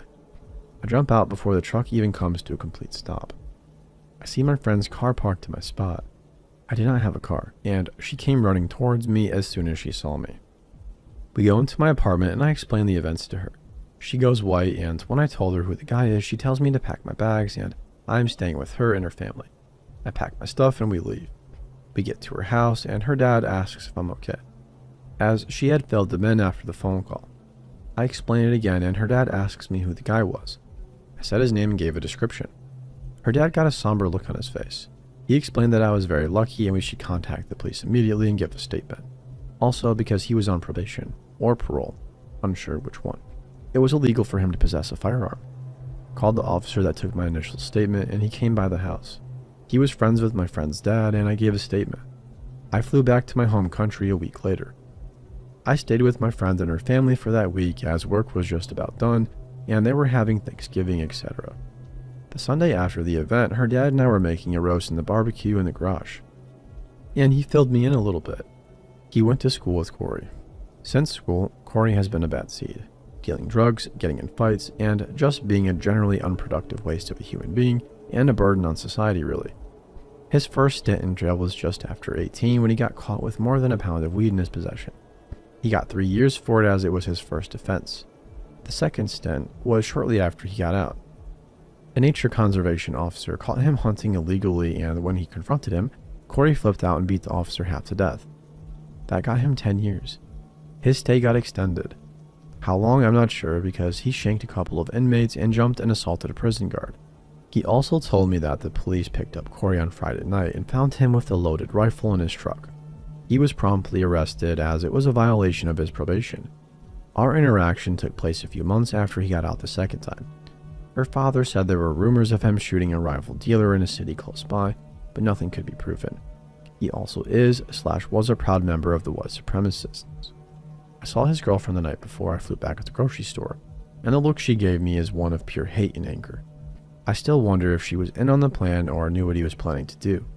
This is pretty much where the story ends. I lost contact with my friend and have not been back there since. Also don't plan to, as I have had enough of redneck neo-Nazis. So, Corey, maybe you just wanted to take me out on a hunting trip and I overreacted, but with your history of violence, I highly doubt that. You had sinister, premeditated plans to take me out into the forest and hunt me like prey. And for that, I hope you rot in prison. Society is a better place without you roaming around freely.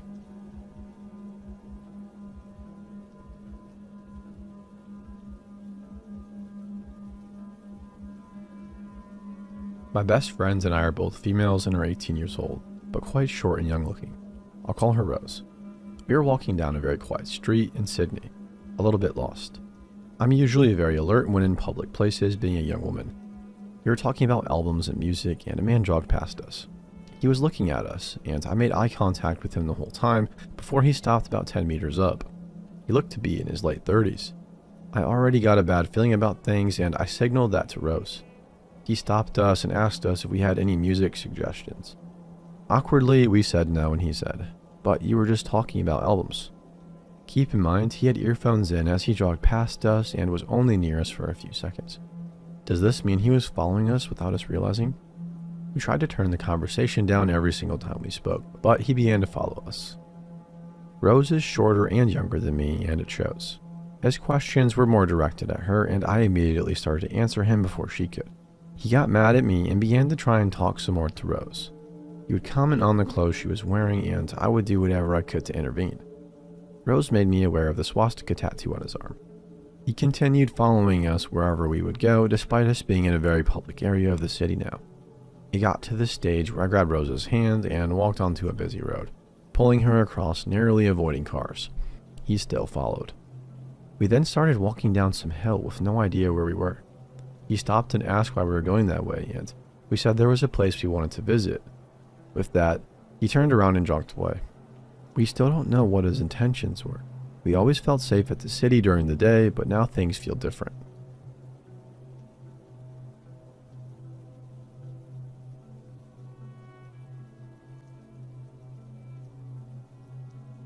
I had a flashback with all the details while talking to my girlfriend on the phone and telling each other our memories. After hours of reading people's memories on Reddit, I have something to share and I can't wait to see your reactions. This happened at the beginning of 2023. I, male 22 at the time, was working as a terminal attendant at one of the biggest airports in Europe. My job description was mostly to give directions to arriving and departing passengers in this airport as big as a city, to solve their problems and to solve visa and passport related problems as well. For some reasons I can't tell you exactly which airport it is, but you can probably guess from the details I will give.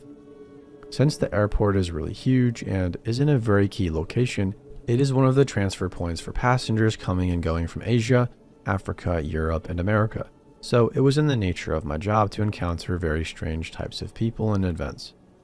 I was working 12-hour shifts, some days at night and some days during the day, and the area I was working in was determined by daily assignments. This incident happened during my 12-hour night shift on the transfer floor of the airport, the common point where international passengers wait for passport control before picking up their luggage and where the passengers of all incoming international flights flow. Actually, when we work, we are supposed to wait at a fixed point when passengers don't specifically call for us. But it was 3 o'clock at night, and since flights and passenger traffic slow down at this time of night, I decided to patrol around a bit. I left my station and went to the gate of the only arrival flight at that time of night. I decided to wait there in case passengers needed help when they opened the gate. After a while, the plane pulled up to the gate and the gate opened, and a lot of normal looking people walked out of the gate and into the transfer center. Except that woman, that strange looking woman who made me feel cursed by the cold January air. She was a brunette in her late 20s, covered in dirt and torn clothes. Her hair was missing in some places, and the hair that was there was rather unkempt and I think a bit burnt. When she saw me in my uniform with unusually large pupils, she walked up to me, looking scared and confused. "Excuse me, do you work here? I need help." "Damn it, of course you need help." I wanted to take her arm because she was having trouble walking, but the smell emanating from her, don't judge. It wasn't a normal sweat smell, but it smelled like she was already dead, made my nose hurt, and I immediately abandoned the idea. I sat her down on a seat reserved for passengers, and I stood opposite her and asked her in a calm voice how I could help her. I had a very bad experience. That's why I'm running away from there. I haven't eaten for days, and I think there was something in the water they gave me on the plane. Since I drank it, I don't feel well and my mind is fuzzy. I didn't find what she was saying convincing. I thought she was in some kind of mental breakdown because her gestures and annotations when she spoke were very strange as well. But I was also familiar with the aviation rules, and I knew that something like this should be reported immediately to the police. When I told her this, she didn't like that idea, and she stood up and shook me by the shoulders and shouted, "No police. Never the police." Dude, she started laughing, looking up at the ceiling like there was something up there. The woman was making strange gestures with her hand, but her cheerful demeanor was broken by a sudden burst of crying. "No police. They won't like it." Hey, the police, that's their job. Who said anything about cops? I'm talking about the people who did this to me. As she said this, she lifted up the burned hair that had fallen on her forehead and saw one of the strangest things I've ever seen in my life. Look, I've seen a lot of strange tattoos because of the environment I studied and lived in, but this was different. Right in the center of her forehead was a tattoo that looked like the barcodes on products in the grocery store with some numbers underneath. At first, I thought it was a strange fashion sense for aesthetic purposes, but her strange behavior and some documentaries I had seen made me think that it was probably used by human traffickers to mark people, like slaves, so that they could be easily identified and caught when they escaped. When she realized that I couldn't help her the way she wanted, she at least wanted to use my phone, but I told her she was not allowed to use my phone due to the airport security rules and that she could use the payphones if she wanted to. Of course, she didn't have any money with her and I was not allowed to give her any money. Since she showed aggressive behavior towards me every time I insisted on talking to the police, I finally decided to do it secretly and brought her some food and some water before going to them myself. When I arrived at the police station on the transfer floor, the policemen were taking advantage of the calm of the night to rest. When I told them what happened to me and pointed to the woman, they told me that she was one of the refugees coming into our country. My country hosts so many illegal immigrants and refugees. It's normal for them to think like that, and that she was acting like that because she wanted us to let her enter illegally. They didn't take it very seriously at all, and unfortunately, I had to leave without any solution. When I went back to the woman, I realized that she had not touched the food and water I had brought her and repeatedly refused to consume them with a fear in her eyes. I decided to have a conversation with the woman so as not to be too judgmental. When I asked her name, she gave me a very strange answer that I had never heard before. It was like a name from some ancient language, and even now I don't remember exactly what she said. When I asked her where she came from and where she was going, she said she didn't know. To get this information, I took her passport and her boarding pass from her hand. I don't remember exactly where she was coming from, but an Asian country, and her next destination was not written on the boarding pass, so her ticket was valid only until here. I decided to end our conversation, which was not very productive, and leave her alone to observe from a distance. I had to go back to my station for some paperwork and decided to take care of it in the meantime. Later that night around 6 a.m., my other colleague was due to arrive at the station to hand in my shift. I was going to exit through the door where they were going to enter the transfer center where we were, and before I left, I decided to stop by again on my way to see this strange female visitor. When I went up to her, she was holding a book in her hand. It was a book with old covers and yellowed paper, but I didn't understand what was written in it until she pointed at me and called me over. Even then I didn't understand it. It was a book written in an alphabet I didn't know, in a language I didn't know. And I don't want you to think I was making it up, but it was a book with strange figures of people and other drawings. The woman pointed to one of the drawings and said, "This is how they do this." "They do what like this?" I'm confused. Can you be more specific? When I said that, she shook her head from side to side, laughing. She had an expression as if I wouldn't understand even if she explained it. I told her that a friend of mine would be arriving soon in my place and that if she had any problems or needs, she could contact them as she wished. I gave her directions to the restroom, where she could get food, the police station, and the ticket office. After a few seconds of looking at my face, she thanked me in tears and took my hands in both of hers and looked me in the eyes. I didn't know exactly what happened to her, but at that moment my heart broke and I put my other hand over hers and nodded. It was time to leave when my friend, who was coming behind me to take my place, touched me and I introduced them to the woman and secretly informed her about the situation. My friend told me that they were going to take special care of her, said goodbye, and I finished my shift for the day. When I woke up the next day, I texted my friend and asked them how she was doing. They told me that after I introduced them to her, they left to take care of another passenger and that they never saw her for the rest of the day. They said that when they asked the passport police and ticket offices, they told them that they were busy enough as it was and that they didn't pay that much attention to people and brushed them off. I never saw this woman on my next shifts, and I never heard from her again. Still gives me goosebumps when I remember it. I would be interested in your comments on the incident. If there is anything I missed or you want to ask, let's meet in the comments. Thank you for reading or listening.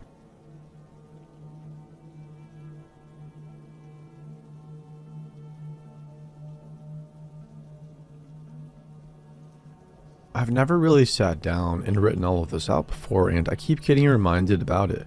So I figured I could post it somewhere to kinda, I don't know, vent I guess. And since this subreddit is about encounters with creeps, I figured you guys might get some entertainment out of it too. So first of all, the woman I call Nana in this story isn't actually related to me, but for most of my life she and her husband were like grandparents to me. I grew up very poor and they lived in a nice house, so going to their house was like a super cool vacation to me. Well, then I was 12. Nana's husband, whom my sisters and I affectionately called Pappy, died from lung cancer. It was rough on me since his funeral was held on my 12th birthday, but it was obviously rougher on Nana. She changed after that and started acting like you'd expect someone to act if they were going through a midlife crisis. She bought a stripper pole, got a back tattoo, and things like that, even though she'd been pretty conservative before. And then she, out of nowhere, started dating and married another man like super fast. We'll call him T. At first, T didn't seem too bad. He was kind of weird, but I just thought it was because he was the new guy, as it were. Now, T, you need to know, was probably in his late 50s to early 60s, and I was only 15 or 16 when I met him. The first red flag came after T offered to take me for a ride on his motorcycle. I thought riding on a motorcycle would be cool since I'd never done it before, and he was Nana's husband. What did I have to worry about? So we're on the motorcycle and he's driving me around. Everything's fine, and then he tells me I need to scoot closer and hold on tight or I'm going to fall off. Obviously I listened to him, and that was the first time he touched my leg. Just a pat on my shin. I didn't think anything of it. But then he did it again and again and again. At that point I was getting a little bit uncomfortable, so I pulled away from him a little bit. He tells me I need to hold on, and when I hesitate, he no joke tells me, "I'm not trying to feel those big old titties on my back. I just don't want you to fall off." That should have been the moment where I told everyone he was a creep, including Nana, but I let it go like an idiot. Cut to a little while later, and T has continued to make me uncomfortable damn near every time I visit, but I still haven't told anyone anything. I wake up one morning and go to the kitchen to make some cereal. I'm wearing nothing but a long nightgown and panties, no bra or anything because I literally just woke up. Well, T comes into the kitchen and sees me standing at the counter. He walks up behind me, wraps both of his arms around my waist, and pulls me around him. I froze, but then he mumbled in my ear, "You're so sexy." Then he walked away. This was the breaking point. I told my parents and my then boyfriend, now husband, what happened. I refused to go back to Nana's the next time she asked me to go, and when I told her why, her only response was, "But he does that kind of stuff to everyone." Needless to say, I cut her out of my life for that. A few years down the line, I heard that T died, and Nana came groveling to me, trying to get me to meet with her. I went, but things between me and her have never been back to the way they were. I suspect they never will.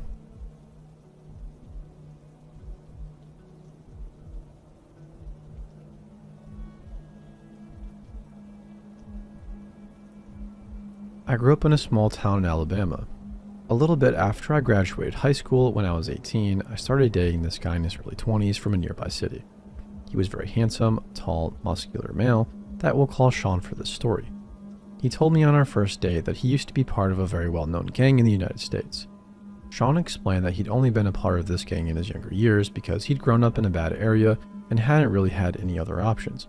He also did have proof of being in said gang, including being aware of gang signs associated with said gang and having tattoos associated with that gang, which I did Google to see if the tattoos and gang signs were in fact associated with said gang, since I know there are some people who like to lie about being ex-gang members and the like for some reason to seem cool. But Sean didn't seem like the type to lie about that also. I gave Sean the benefit of the doubt because he didn't really give me any bad vibes. I remember he was always a gentleman to me and treated me very well. So of course I didn't really suspect anything about him. We dated for a few weeks before the night that I found out the truth about him. I was staying over at Sean's apartment one night and everything was seeming pretty normal. This was the first time I'd ever stayed the night at his apartment since I do tend to be a bit cautious. So regardless of his background, it wouldn't have mattered. I just don't really like staying over at people's homes until I get to know them a bit more. And I do have at least a 3-date rule. I'd been too busy before that to really stay over at his place. So that night when I was staying over, Sean's best friend was visiting for a bit.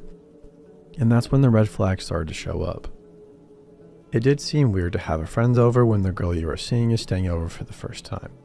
And it was revealed to me that in private, Sean's friend was another ex-gang member from a well-known gang that is the enemy of the gang Sean had been a part of. Of course, I can accept people all have their backstories, but it was definitely just a weird thing to suddenly tell me out of the blue. Additionally, Sean had not even told me his friend would be at the apartment that day in the first place. An additional note, Sean's friend did not corroborate that he and Sean were both ex-gang members. Then after Sean's friend had left, we were hanging out in his room and this guy had a little arsenal in his room. I'm not exaggerating when I say he had enough weaponry to arm a small militia. This included things like grenades, bulletproof vests, an AK-47 or a gun similar to it, to name a few of the weapons he had in his room. Needless to say, that was the second red flag of the day. That night we were in bed together and I can't remember what led to him revealing to me what he said in our conversation. He confessed to me that he was in fact still a part of the gang he had told me he said he was out of now. So of course I was immediately giving him this look like, "I'm sorry, what?" Then he proceeded to go on to tell me that he actually was a hitman for the gang and, while he hadn't been active as a hitman as of late, he would still accept hits if they were given to him. The entire time he said this, he just looked me dead in the eyes with the most deadpan casual look, no feeling in his eyes, and spoke like he was talking about the weather. It was extremely creepy and I knew right then that this guy was a straight up sociopath. I didn't doubt that he was lying. I've met people who try to get clout by lying about things like this and he was definitely not one of those types. I did stay the rest of the night and then left the next morning and never talked to him again. I was definitely not going to keep on dating somebody like that. There's not really anything to the story after that. He never really tried to contact me after. I'm sure some people will probably wonder why I didn't just leave right after he told me he was a hitman. I didn't think it was a good idea to react strongly and immediately storm out of the apartment. I also didn't exactly feel like he was a danger to me personally, but he definitely had the vibe of someone who had killed people. The reason why I recognize that kind of vibe is another story. He was always very polite to me, but regardless, there was no way I was going to keep dating him, no matter how attractive he was.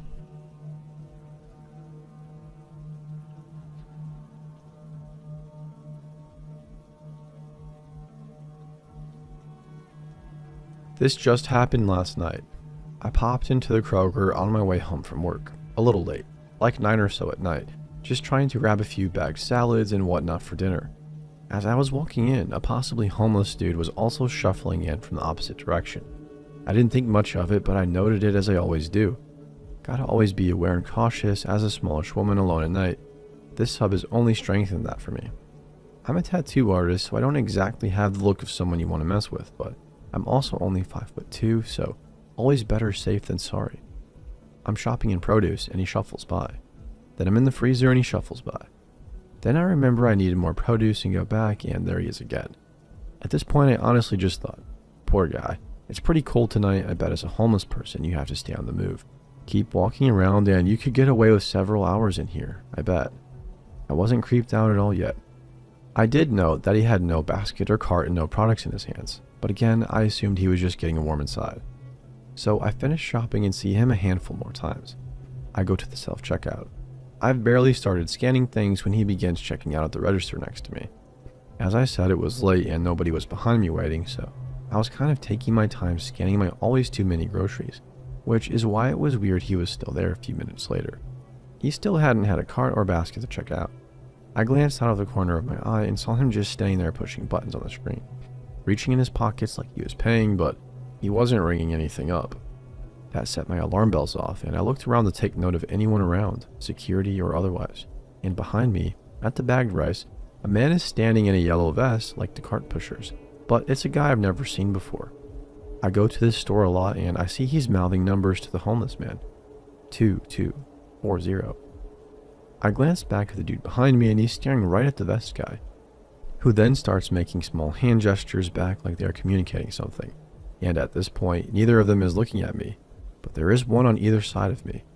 I still wasn't sure if I was just being paranoid, so I gathered my groceries on my arm and then pretended to fumble my wallet and sent change everywhere. Both men began picking up the change for me, and while they were bent over, I just said, "Oh, thanks, don't worry about it. I'm in a hurry, gotta go," and practically sprinted out the door. Neither followed me right away, and there was no one parked near me. I flung all the groceries into the passenger seat and was pulling out only seconds later by the time I saw the shuffling man come out of the store, looking left and right like he was looking for me, but also maybe just to return my change. Still not sure if I'm reading too much into it, but I keep calling it my near kidnapping, which I hope is an exaggeration.